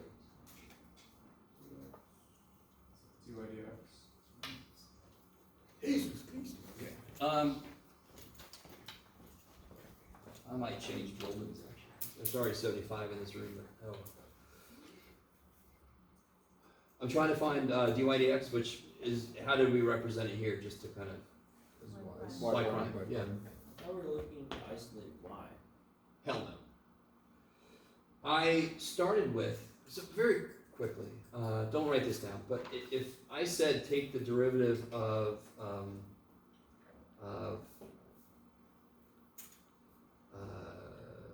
this, would you do this with implicit? No, you can solve for y. So if I just said take the derivative of something and you can solve for y, shit yeah, solve for y. Can I solve this for y? No. So my question about this problem from the beginning was, what is dy dx? What is y? That's the question I want to know. I don't even know what this graph looks like. I can't solve it for y, but we're going to figure out what the slope is everywhere. Yes? Just a little forethought, would you use integration to find like the vector field? Dude, I'm not exactly sure how you got there. We're nowhere near that. Okay. Sorry. Great question, but a couple weeks too early. Out of the scope of the class. Huh? Out of the scope of the class. No, out of the scope at the moment. Okay. Now it's an algebra problem. Are we done with calculus? Do we have any more calculus to do in here? No, because I can't do y prime, yeah? Now I need to solve for y prime. How the shit do you do that? Yeah, how do you always solve for x? You get all the x shit on one side, all the non-x shit on the other side, right? That's the first thing we do. So what's the only y prime thing that's not with the other y prime things? Cosine y. This guy. And then so this is the y prime side, we'll say, yeah? So who are they going to throw out? This guy and this guy. Because they don't have a y prime. So I'm going to get all the y prime stuff on one side, all the non-y prime stuff on the other side. Right? This kind of thing should only happen in mathematics. So I'm going to subtract this. There's somebody got it. And I'm going to, is everybody with me? I want to get all my y prime stuff on one side, all my non-y prime stuff on the other side. Yeah. Okay. So I'm going to subtract 2xy because it does not have a y prime. I'm going to add e to the y because it does not have a y prime. Subtract, Jeff. You can do it, buddy. So these cancel. So what do I have left here? We have x squared y prime minus y prime cosine y minus x e to the y times y prime equals e to the y minus 2xy. Is that all right? I just kind of rearrange things to make the minuses in the middle. My y's suck, I know. That's a 4. Just trying to be one. Poor little dude. Okay. It's just the second most important letter of math and I can't do it. That's all. Your X's have been a little bit jotty today too. Thanks for pointing that out. I had this kind of a night, okay? Give me a break. Now what do I do? Are these like terms? Yeah. How many y primes are there? 3. No, there's one. There's one that was distributed to shit, yes? So I'm going to undistribute it. What do I have when I undistribute it? X squared? Cosine y? I really tried on that y. And that y. Okay. Can you repeat that? So again, Can you repeat that step? everything has a y prime in it, correct? Mm-hmm. So I can take it out. It's a GCF. And then I just write what's left in each one. Okay. I forget, is it e to the 4 or e to the y? There's no 4 anywhere in this. There you go. If it looks like a 4, it's a y, okay? Alright. How do I solve for y prime? Why is y prime not by itself? What's with the y prime? This shit, yes? How do I get rid of that shit? Because I want y prime by itself, yes? Divide by it, yeah. So it's y prime times shit. I'm going to divide by shit because I don't want it there. Bless you.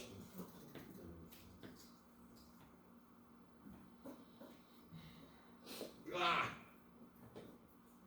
Okay. So this stuff cancels, so I got y prime equals e to the y minus 2xy over this business.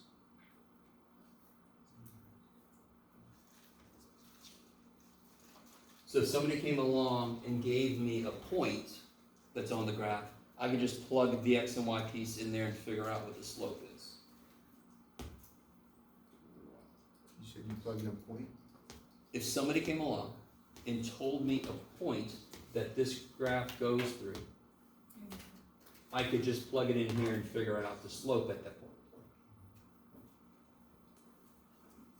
So at this point, is the y no longer a function of x, or is it still a function of x?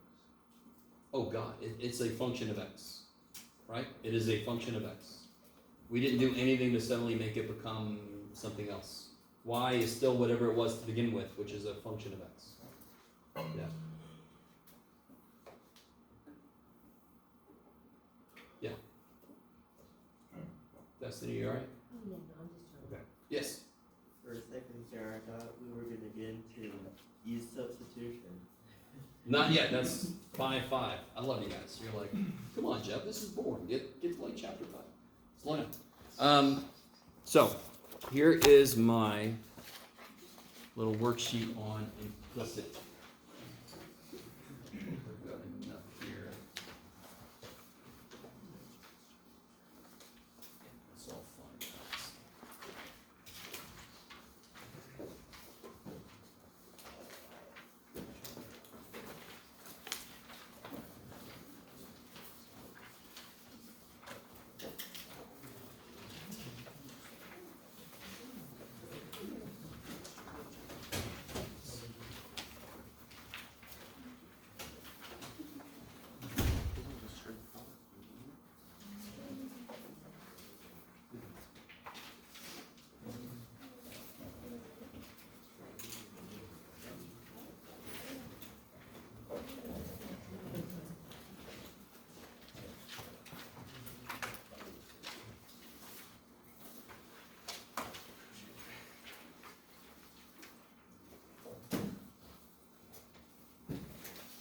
Let's do this. Let's do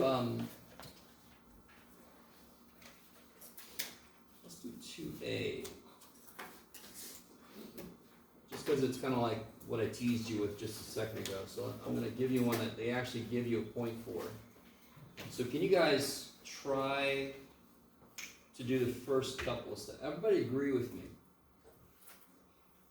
that it would at least be really hard to get y by itself.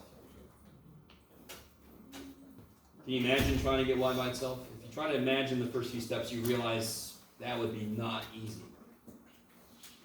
Okay, so I have to use implicit differentiation, because there's no way to make this an explicit function of y.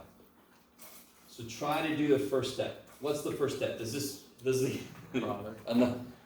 By the way, I understand the weird frustration at seeing the same problem over and over, but it's the same problem again, right? You've seen this problem so many damn times. You're like, oh my God, the damn, who cares about the tangent line? But what's the first step? What's the first step? Find the derivative. I love it. And then within that, you can talk about what's the step in there. So first thing I want you to do, just like we did a second ago, this is a much better function, yes? Much better relation. Find y prime.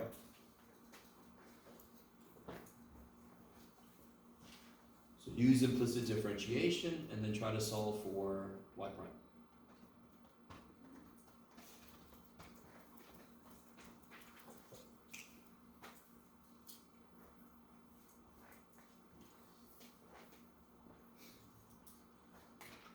Yes. What's that?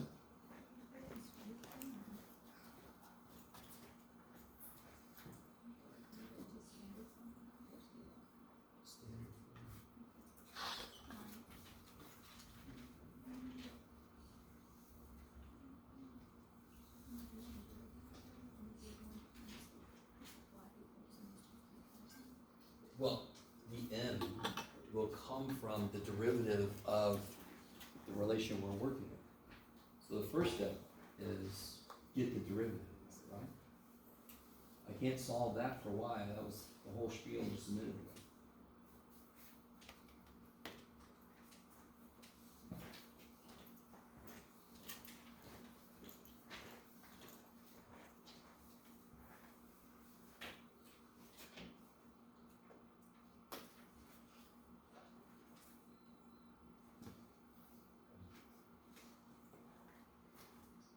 So is this part difficult?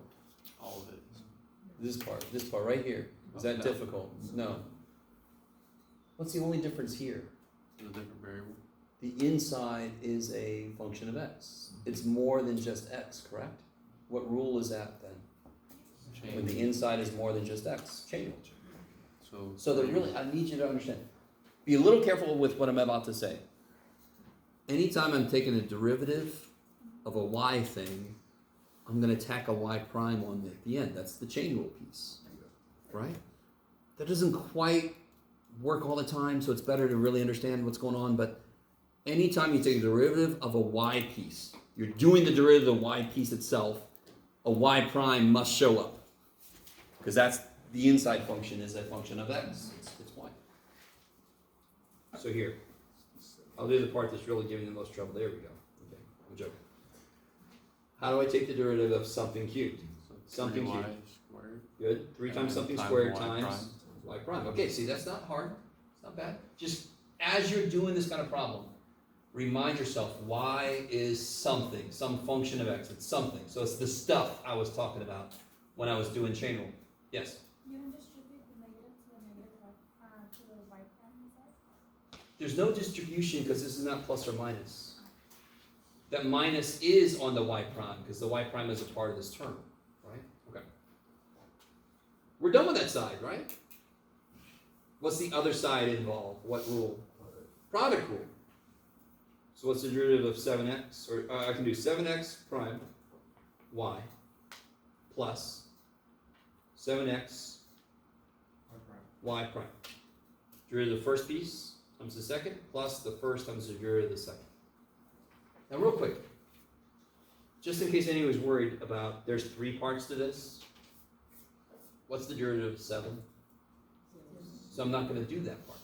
So I always just tack on the 7 like it's a coefficient, because if I did 7 by itself, that part goes to 0. Why would I even waste the time?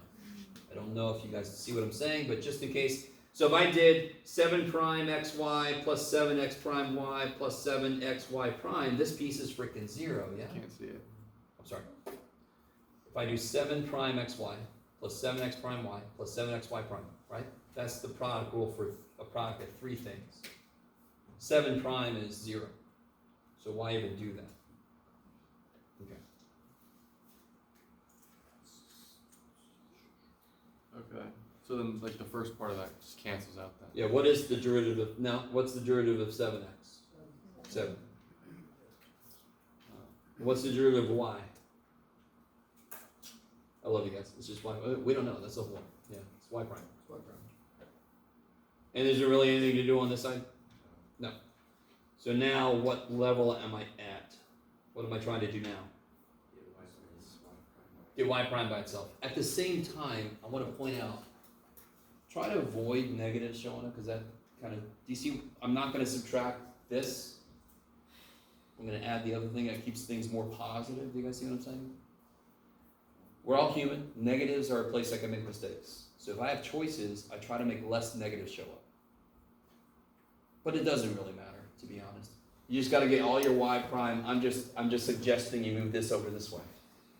Get all your y prime stuff together. So go for it. Try to finish this out. Try to get y prime by itself.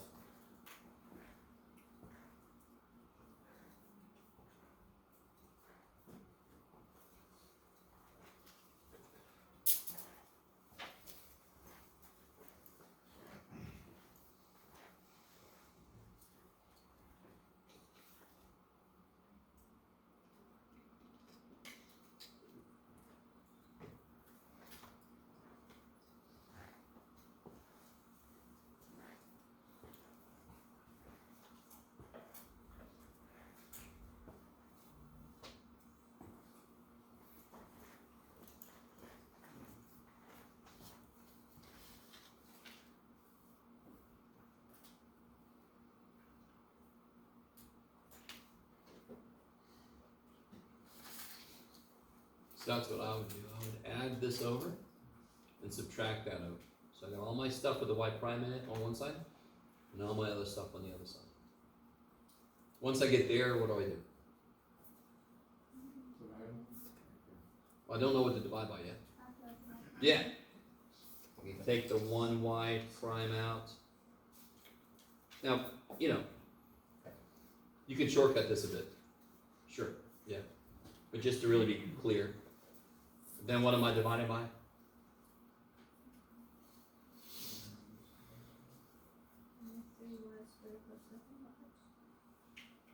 Oh, 7x. yeah, 7x plus 3y squared, because I want to get y prime by itself, so just get rid of the stuff that is not letting it be by itself, right? Again, not a life lesson, kids. Don't eliminate the people that are not letting you be by yourself. So you get y prime equals 3x squared minus 7y over 7x plus 3y squared. Yes. Poor little squared got smooshed. Smoosh.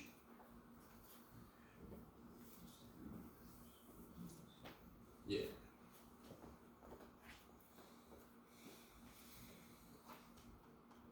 So now what? We'll get there. So What- that's Go ahead. the Yeah, you got it. What is this? That's the slope or the derivative of this function at any point. Did I give us a point? Yes. Yes, so what do I do with that point? Wait, hold on. Sorry, Real go ahead. quick, sorry. Y prime is the slope? Yeah, Okay. what's the prime mean? Calculus word. Derivative. Derivative. And what's derivative mean in algebra? Slope. Okay. Cool. Sorry to interrupt. No worries. So then I want to find the slope of this, and here's a way you can write this, at 4, 2. So where do I put the 4? I'll tell you where to put the 4. No, stop it. At x values? Yeah, wherever you see an X, I replace it with a 4. Wherever you see a Y, I replace it with a... Holy shit.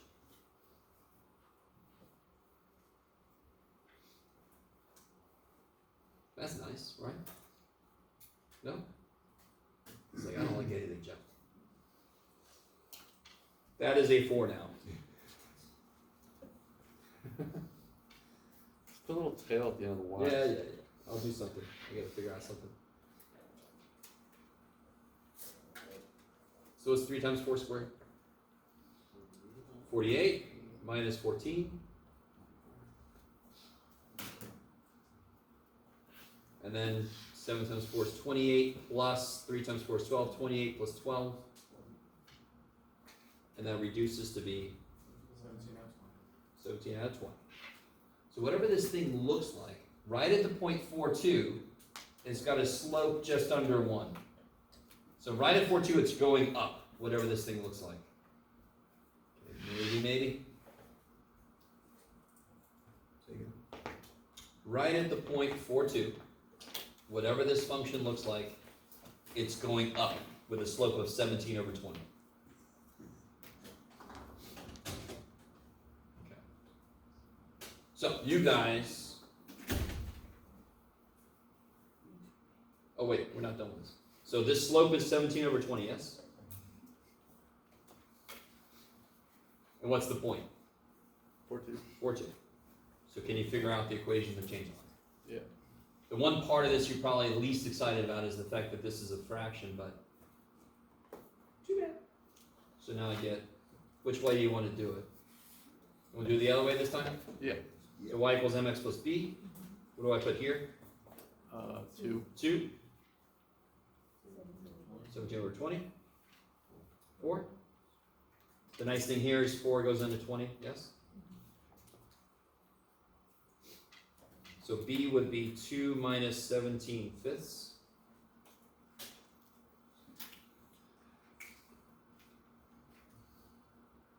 So if we put like 3.4 for that, it'd be wrong. 17 over 20 times 4. Oh, yeah, don't do that. This would be the way easier. Ryan, I love you. You're like, come on, let me write a number somewhere, man. So So what's 2 minus 17 fifths? It's 10 fifths minus 17 fifths, which is negative 7 fifths. Yes. Can you zoom out, please? Yeah, of course.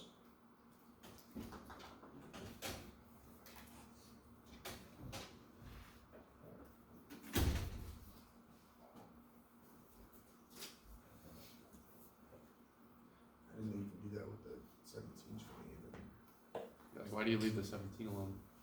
Sorry? Where? and then you can do that with the denominator of the 20 and the 4. And You didn't have to touch 17 the 7. 20ths times 4 over 1. 4 goes into 25 times. Yeah. Okay. So again, I by the way, I'm sorry. When you're in the middle of learning calculus, earlier math, I think part of your brain thinks it's something new. That's old stuff. You can put a whole number over 1, and then you can cross reduce, right? And then 2 minus 17 over 5 is negative 7. Yeah, this is 2 over 1. Multiply top and bottom by 5, it's 10 over 5. 10 minus 17 is negative 7. Can you write that out by any chance?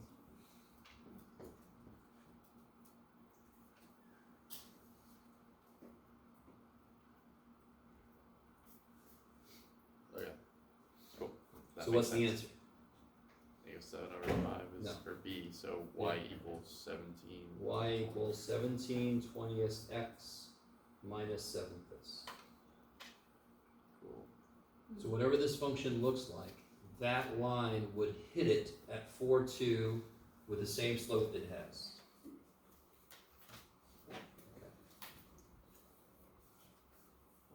Okay, maybe. Now, several things. When you're done with a problem and you look at the whole thing, my God, right? As you're doing the problem, I need you to realize everything we did, x cubed's derivative, easy. Y cube's derivative, not as easy, but not terrible. The whole damn thing at once looks insane, but we just did this piece, this piece, this piece. Right? Okay. So you guys try to do 1A while I try to find something I think that exists on the internet.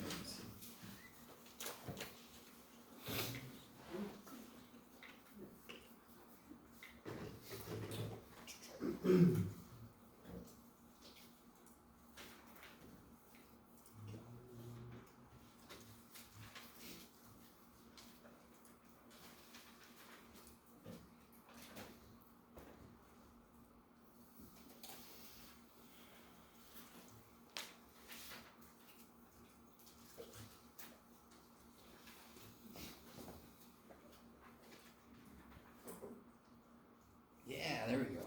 Okay, yes. Before you get too deep into that, let me show you this. I forgot if Desmos could handle this, but it can't. Here is that function we just did. We should have expected it to be funky because I can't solve for y.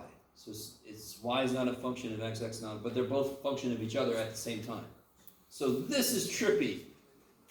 Yes? Mm-hmm. So at the point, in fact, let me zoom out a little bit. Yeah, so it just goes off, yeah. So it's got a little bow tie in it. What was the point 4.2? Is that the point 4.2? It's actually a little bit boring, to be honest. It just looks like a straight line. Yeah? So then I could zoom in. I can kind of like take some points and calculate the slope. So it's 17 over 20. If I did the slope of this at 4.2, I would get 17 over 20, right? So if I plot, what was the equation of the line we got? Sorry. Y equals 17 over 20, x minus 7 fifths. Look at that shit. Is that doing what it's supposed to do? There's a point 4.2, and it's coming in, hitting it, and going off. Exactly like I thought a tangent should. All right, so we'll try to graph the one you're doing right now in a minute after you're done with it. So try to do this. Yes? At ambiguous points in the graph, how do mathematicians handle figuring Real out, quick, what do you mean by ambiguous? like in that last graph, it wasn't a function, so you come to points like this. Yeah. It's like, how Where do you the not function to- intersects itself? how do you know not to turn left or right, or go straight if you want, or whatever? No, because, same way You that possibly go like around and you go make, back. when you make a table of values, you'll know your progression as you go through your table of values. So it's not like it exists and you're going down the road, you're laying the road. Yeah, so there's no shortcut for like really understanding how it behaves, or is there some math? Oh, of course, yeah, the more we learn about functions and function shapes and what the derivatives actually mean in terms of the graphs, you'll start to get a better feel for what it should look like. Now with these guys, it's not as easy because there's so much interplay. Right, It's really hard to know ahead of It's time. not simplified, right? But there's certain ones like the x cubed one. Family functions? Yeah, there's family functions, so that, in the homework, anyway, keep going, I wanna look something up here. Yep.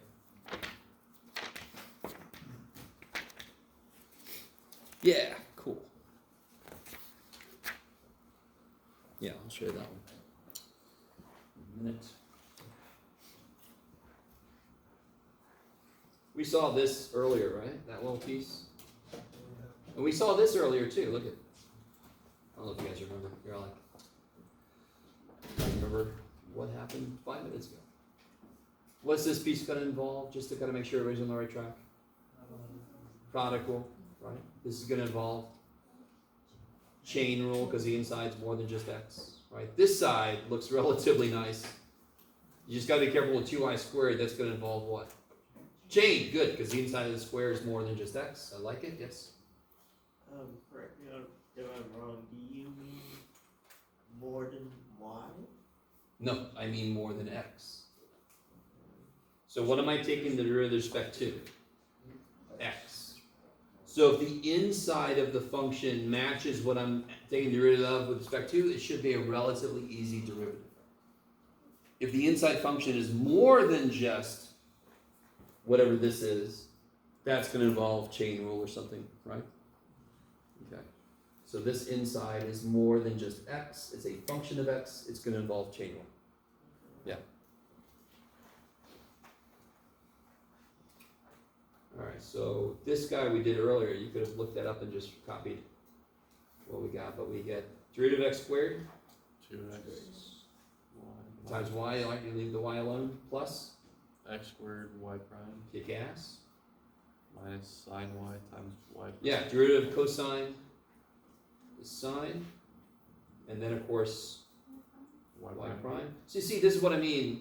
Not, you gotta be really careful about this. It doesn't quite always work. But didn't I take the derivative of something with y in it, Mm-hmm. and then we tack a y prime on at the end? Mm-hmm. Okay.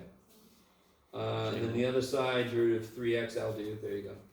Yes, sir. Is that supposed to be a positive sign? Yes, thank you. Derivative of cosine is negative sign. There's a negative sign there already, so that should be plus. Yeah, thank you. So the derivative of 3x is 3. What's the derivative of 2y squared? Good. The derivative of something squared is you bring the 2 down. Wait, why are you doing the derivative of both of them? We just What do you mean? so Listen, what did we do to this side? What did we just do to that side? product. No. What did we just do to this side? We did d by dx. We took its Yeah. derivative, correct? Yeah. I have to do the same thing to both sides. No, I understand. Okay. So what's the question? So we did So the would derivative it of be this. like the like d high? That's and then quotient rule. We don't have a quotient here. Well, I guess I'm not saying it correctly, but when you leave the 2y squared alone and then do plus and then 3x plus and then the No, two this or isn't a times. product. This is a plus. These aren't multiplying each other. Yeah, but They're it's, adding. So the derivative of 3x is 3. so that's not product. Right? Well, they're adding. Okay, The word product is the official name for multiplication. all right. So the derivative of 3x is 3. The derivative of 2y squared. We got it so far. 2 comes down, times the stuff, and of course the stuff gets a term, yeah? Okay. And now it's the step where you do algebra. You're trying to solve for y prime.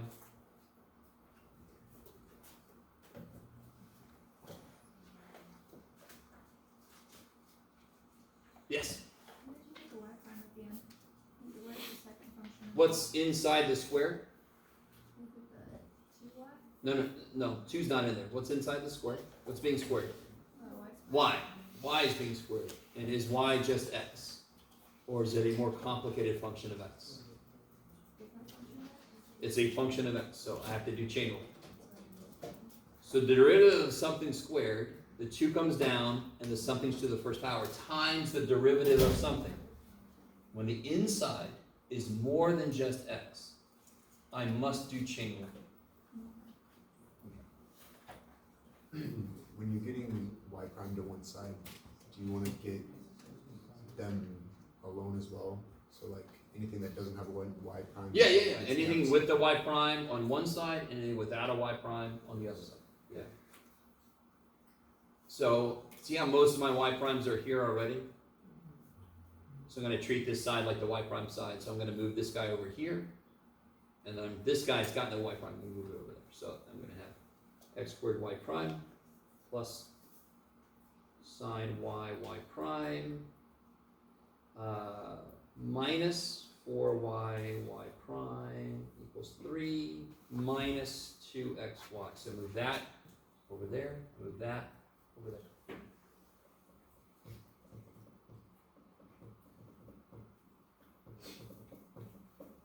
Do you see it?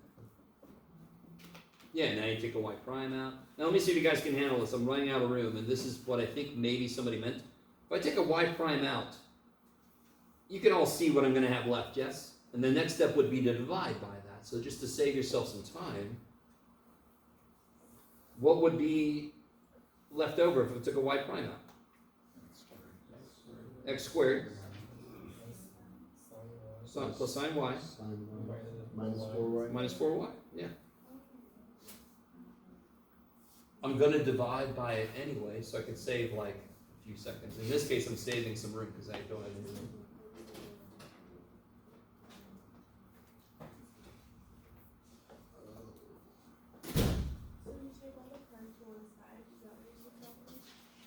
Yes, I subtracted this so it gets over that side. I subtracted this so it gets over to that side. Yeah, because if I add it, it's just going to still be here, just bigger.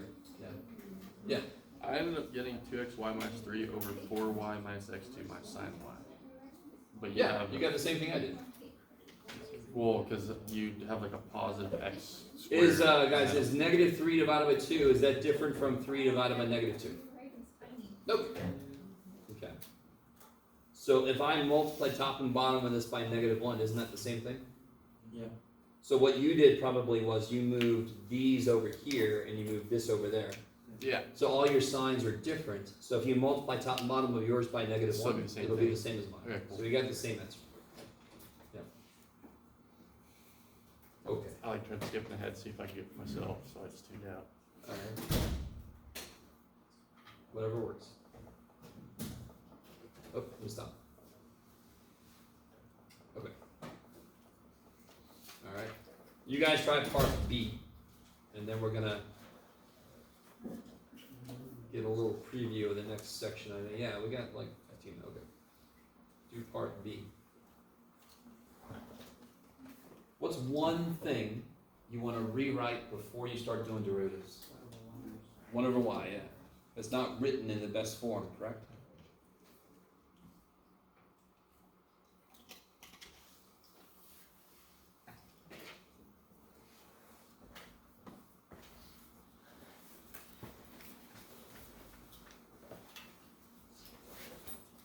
I didn't put you in groups or anything, but always feel free to compare notes with people near you if you want to. It's not a quiz or anything, it's okay. You can talk to other people. And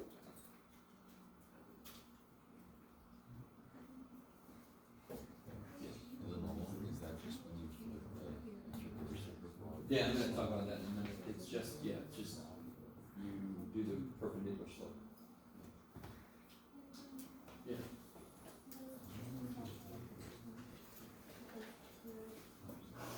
So is this a negative y over 1? Would it be a y to the Yes. first? Yes, so it's all over. Since it's a X, Y, negative and then 1 I over worry y, about would it. it be y to the first? Yeah. Like negative y to the first? Yeah, it'd be negative y to the negative first, because it's already negative, and since it's negative, it's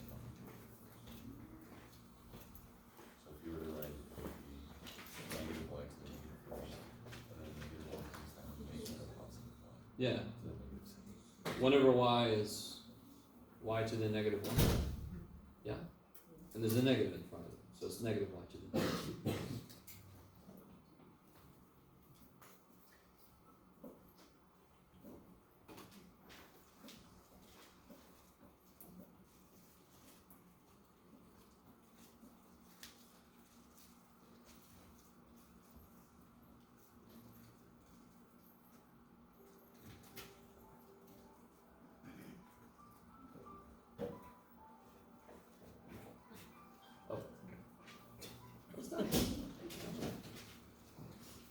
That's a weird ass ringtone for no reason. That was pretty nice. I like that. We all need a little meditation break. Yes. So like the x, y, wouldn't it be part of the chain rule since sine is multiplying by stuff? So wouldn't you have x? Sine is not multiplied by anything. That is sine of xy. So I agree with you. It's a chain rule. That is primarily a chain rule. I agree. Because sine has stuff in it. Yes. Yeah. More than just x. Chain rule. Kick ass. I, But it's not multiplying anything. It's sine of xy, not sine times xy. What's the derivative of sine? What's the root of sine? cosine. Cosine.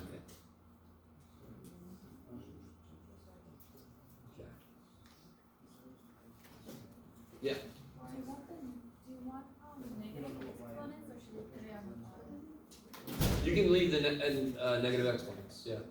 It's actually kind of easier to look at. Or not. It's up to you.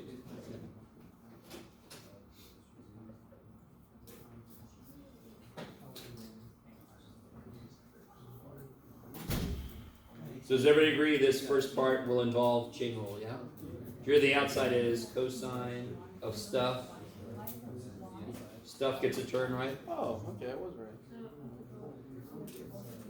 Let's go. What will this involve? Chain rule, yeah, because what's being raised to a negative 1 power? A function of x? Oh shit. So how do I take the derivative of a negative 1 power thing?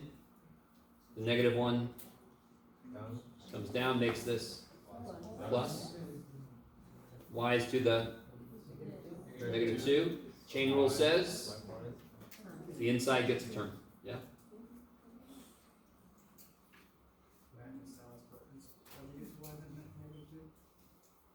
Something to the negative 1 power. The negative 1 comes down, right? Makes that a plus. And then I subtract 1 from this. It goes down by 1, yeah? Are you taking the derivative? Yes, totally. So derivative of this, derivative of that. So now I'm taking the derivative, yeah. And it'll just be e to the x. Yeah, this side, you're like, I like you side. Yeah, he's a good dude. Which part? You guys alright? Yeah? Okay. So what's the only part that I have left to do something to? Get the cosine xy times This. Oh. I'm not done with this part yet, right? So what will this involve? Product rule is x times y. It's a product rule. So see, cosine xy just comes along. Yeah, derivative of x times y plus x times the derivative of y. Kabam. Right, so it's derivative of x times y plus x times the derivative of y. Say that again? Sorry. Sorry, so the derivative of x times y plus x times the derivative of y. Yes? Mm-hmm. And what's the derivative of x? Just 1. Yeah, so that's why I didn't even write it. Okay, cool. And then this is plus y negative 2y prime equals e to the x. Now, we haven't seen a problem like this yet. Can I see exactly where my y primes are? What do I still have to do? You guys see it? Distribute that cosine. Yeah, I've got to distribute this because part of this doesn't have a prime and part of it does. So I've got to distribute it so then I'm able to move that shit independent of each other, right? If I distribute this piece is going to have a y prime and this piece won't. So if I don't distribute it, there's no way I can move the part of it that has a y prime. So let's see, we get y times this, plus xy times this, plus, and then this other stuff is just sitting there waiting, yes? Okay, you lost me there. I just took cosine xy times y, bam. Cosine xy times xy prime, bam. I just distributed, that's all I did. Distribute. Why did I do that? Because Yeah. now I can keep these together. Why? Why do I want these kept together? There's a y prime in it. There's a y prime. So what's the only thing I gotta move? The y cosine x y. Yeah, so we're gonna subtract that.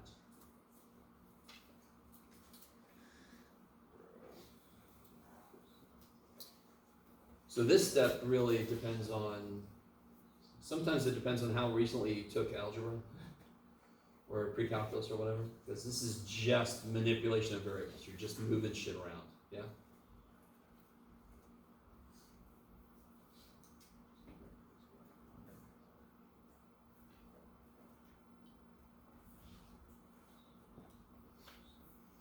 So just subtracted that over here. Yes, Where'd the y cosine go? say again? The y for the cosine come out? The y for Here? the cosine, Just, I need you to understand, if I put the y at the end, it might accidentally go inside, it might get lost. We normally try to put yeah. stuff You in front. multiplied it from the other one next to it? Say again? The other, with the, what they call it, product rule, you multiplied it with that? I'm not sure what you had, I took this and I Cosine distributed. XY, that's what I was saying. Which one, sorry? That's what I was saying, you just multiplied it with the second one. Yep. Just distributed this, yep. And now it's the same thing as before.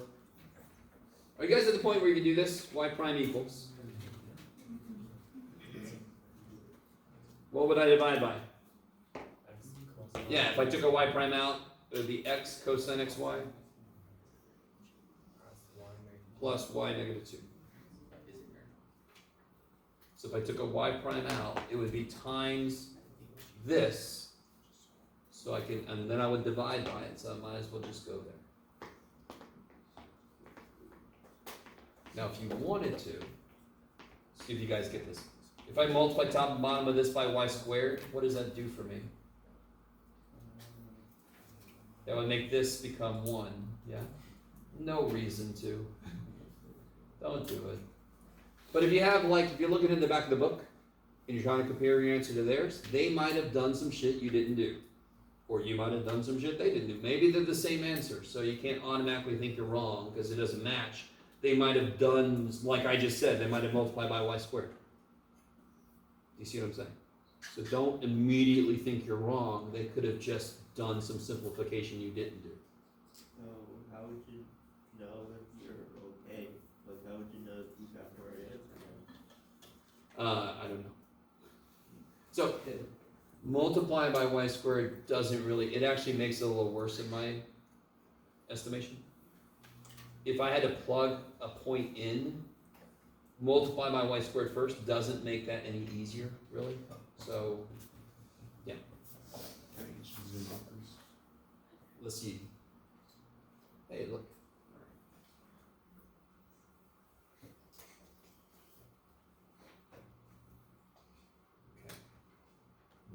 Maybe. So implicit differentiation is directly coming right off of chain rule. The inside function will be y.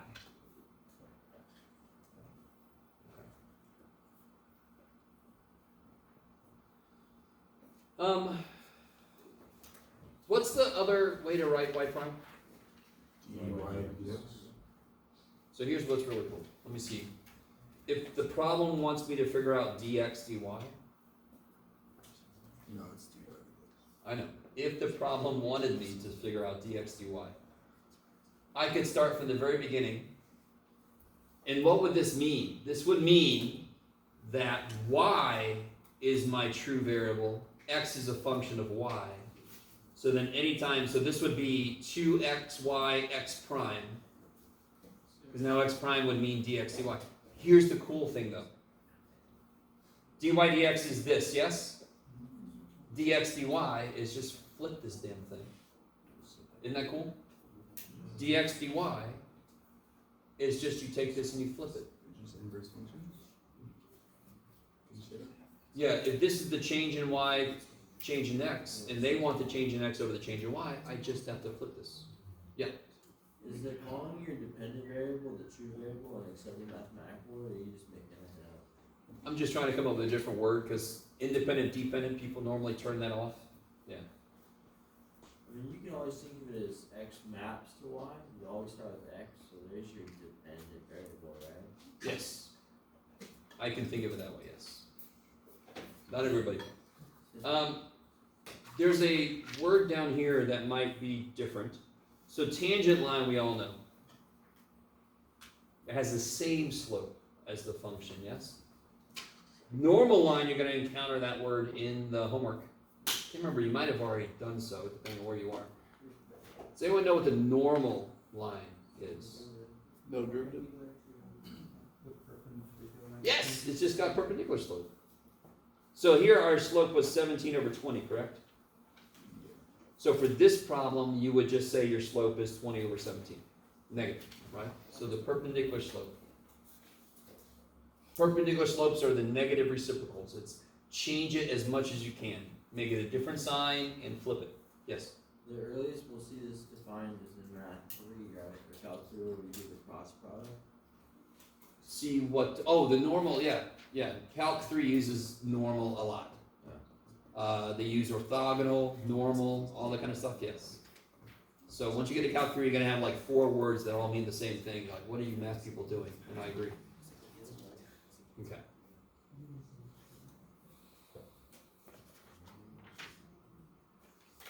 All right. And I'm not worried about this. We've already done one like that, so I'm not going to do that one. Okay. Okay, last thing for today. Dear God, Jeff. You joke, Jeff, but really seriously. Okay. Remind me, and again, I love this shit. I don't know if you realize that. I've had teachers that didn't seem to like their own stuff they were talking about. So I'm hoping that helps. I also very well understand this is summer. And things are coming fast, right? It just is. So that's why I try to tell you, make homework your own, right? Don't do every problem if you can't. I'm going to say finish this shit, and you're going to say I'm doing what I can, man. Get ready for the test, most important thing, right? So, summer. Anybody have jobs? Yes. On top of this crazy ass 16-week condensed into 6. So get off your own back a bit. If you don't finish every homework problem, get off your own back, right? You're doing what you can. You with me? All right. If you get really behind, just come see me. Dear God, just come see me. Okay. Sorry, I just felt like I needed to say that. If y equals e to the x, how can I rewrite that in logarithmic form? Oh shit. Log, x log, e? Yeah. So how does natural log and e relate? What's the official name for their relationship? Inverse? Complicated. No. Huh? Inverse. They're inverse functions. So the input of one is the output of the other and vice versa. So how would I rewrite this as an ln? ln to the x. ln of X? y equals x. What's the input on this side? What's the input? Y? No, the x. X is the input. What's the input over here? Y. What's the output here? Y. What's the output here? X. Okay. So the input and the output switched. Now how do you check this? What's the base of this? E. E to the x equals y, kick-ass, and we know we're right. You can always rewrite a log as an exponential easier. Yes? So why am I doing this shit? Because I want to know what is the derivative of ln. 1 over x. So let me write this. Okay, so just want to get everybody straight. We're getting there. I gotta prove it. So let's say I have y equal ln of x, and I want to know its derivative. We just figured out how to rewrite this. This would be x equals e to the y. Is that cool? Going backwards. This would be e to the y equals x. Yes? These are the same exact relationship. Just this one is written y as a function of x. This one's written x as a function of y. In this equation, isn't y the function of x? No. y is a function of x? Okay, good, thank you. So this still is a function of x. It's just a function of x that's implicit here. So what am I going to have to use to figure out this guy's derivative? I want to know dy dx, correct? So I got to use implicit. I don't want dx, I want dy dx. I want to know the derivative of this. So you use implicit like we just did. So I'll do this side. How do you figure out the derivative of this side? What's the derivative of e to something? E to something. So chain rule is correct because now the inside gets a term, correct?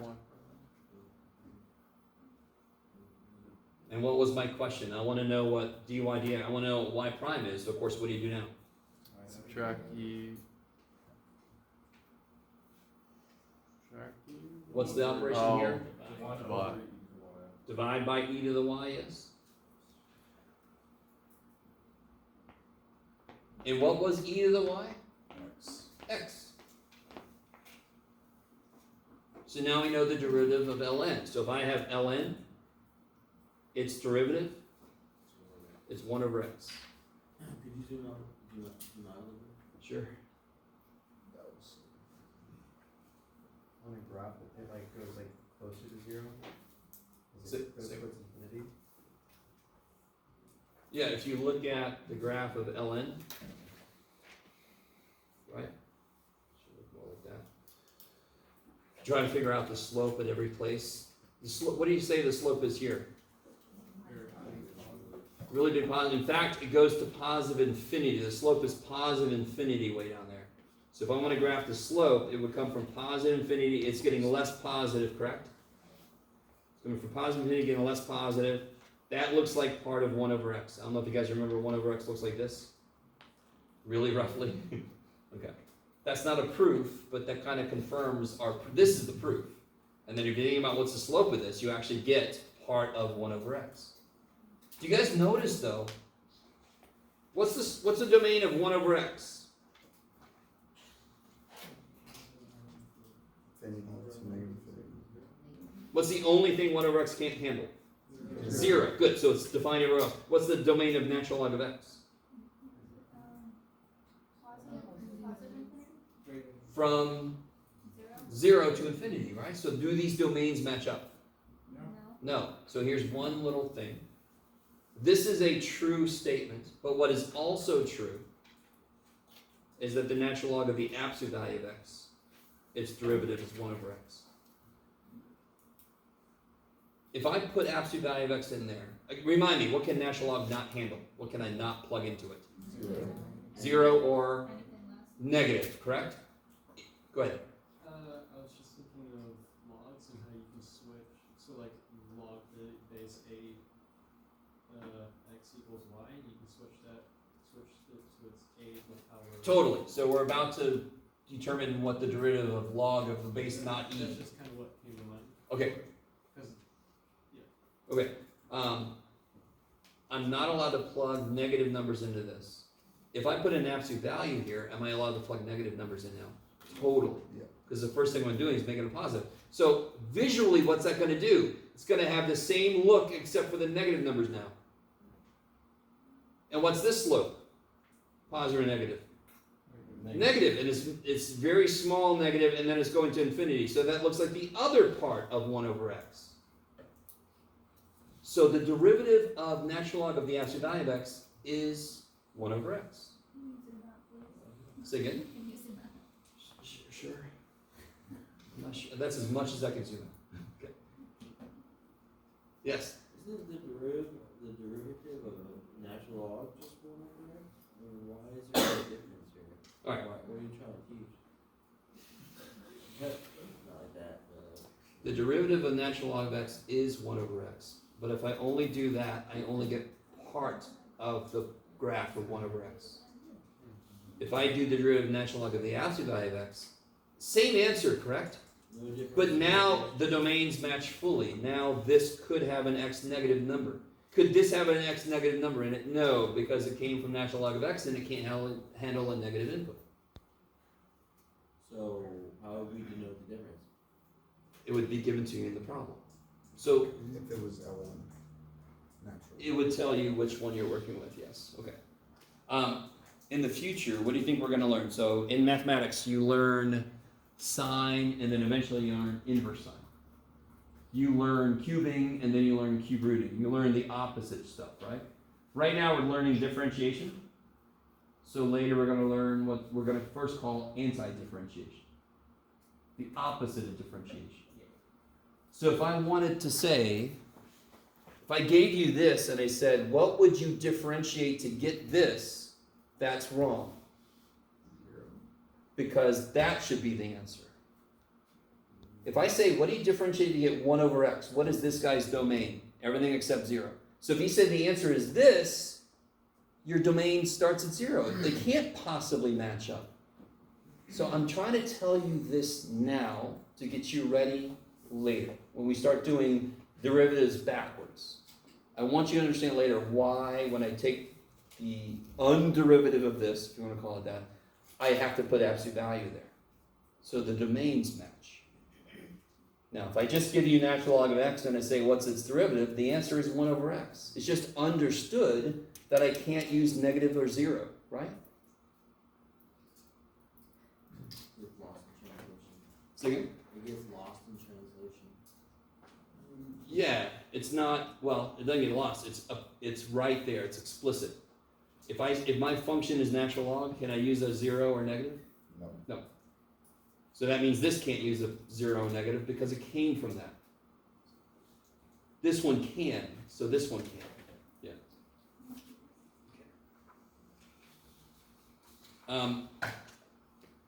Yeah. I don't like it too deep. So the next thing we're going to do, we're not going to do it today. I'm going to let you guys out in a minute, is we're going to look at something very exciting, inverse trig. So right now, just a second, I want to do, what the hell is inverse trig? So if I have a cosine, what kind of thing do I plug into it? Angle. That angle can be radians, it could be degrees. It could be neither of those. It could be, what's the cosine? What do you think this is asking you? Limit? No. What's the angle? What angle does that represent? 90 degrees. Okay, so do I even need a number here? No, I just need a symbol or a name that references some kind of angle. So how can I reference an angle? Degrees, radians, picture. I could say cosine of a right angle. Is that a number? No. Okay, but as long as the inside is an angle, I can do the trig function of it. Okay, so cosine of an angle is a number. Inverse functions, what do? They take the output of one and make it the input for themselves. So if I have an inverse function of a number, what's the output? An angle. I love it. I'm really zoomed out. So if I ask you, what's the inverse cosine of 1/2? What are you thinking to yourself? What angle makes cosine 1/2? You're thinking backwards, and that's what inverse functions always do. We have to think backwards, because that's fundamentally what they are. So what angle does make cosine 1/2? 45. Oh, 60. Got all kinds of answers. 60 degrees is acceptable. What's another answer you can give me? Pi over 3. So this is where you have to remember. So here's the absolute last thing. I love you guys so much. To create an inverse cosine, what is wrong with the graph of it in terms of making an inverse exist? Why will an inverse not exist the way it is now? Doesn't pass the holt. Yeah. I need to chop it so that an inverse function has a chance to exist. So how do we chop this thing? From 0. So if I cut this out to pi, and I cut that out, does that piece here pass the horizontal line test? Yes! So we have to realize that when you do cosine inverse of stuff, the answer can only come out between 0 and pi, because that's how we created the damn thing. This is what gets people in trouble. When you do the inverse cosine and you're supposed to be in the third quadrant, it's never going to give you a third quadrant angle. You guys understand? Maybe? So you're shortening the domain? Does this sound familiar to anybody? And you're all like, does this look familiar to anybody? Okay. You might have forgotten this specific detail, but it's very important you understand the output for this is limited because the poor little dude couldn't even exist unless we chop down what he's allowed to use. So of course the output can only be between 0 and pi. It's the only way this poor little dude can exist. So we're like, okay, little dude, I'm sorry. So the answer to this will at worst be a reference angle. It might be the exact angle I need, but it could be a reference angle. Maybe I'm supposed to be in some other quadrant. So could this be a part of a problem that we're going to have later? Yes. So you just got to remember this. Okay. All right. That's plenty, guys. That's plenty. So tomorrow, come ready with questions. The quiz, by the way, is going to be 3, 4, and 3, 5. Thank you. You just went over 3-6 briefly, correct? Yeah. I took a little baby step to 3, 6. Quiz Thursday, 3, 4, 3, 5. Thank you. You're welcome. I can be nice, see? Yeah. Doesn't feel natural, but So that I can actually get done with all 3, 5, and then I can come up with questions for you tomorrow. And exactly. That's my hope. Good. I might do good on the quiz. Probably not. I'm trying to keep positive here. Want to go to Jersey? Yeah.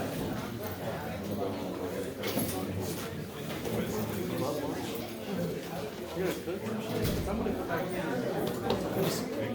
have a question on description because you circled right here for continuity.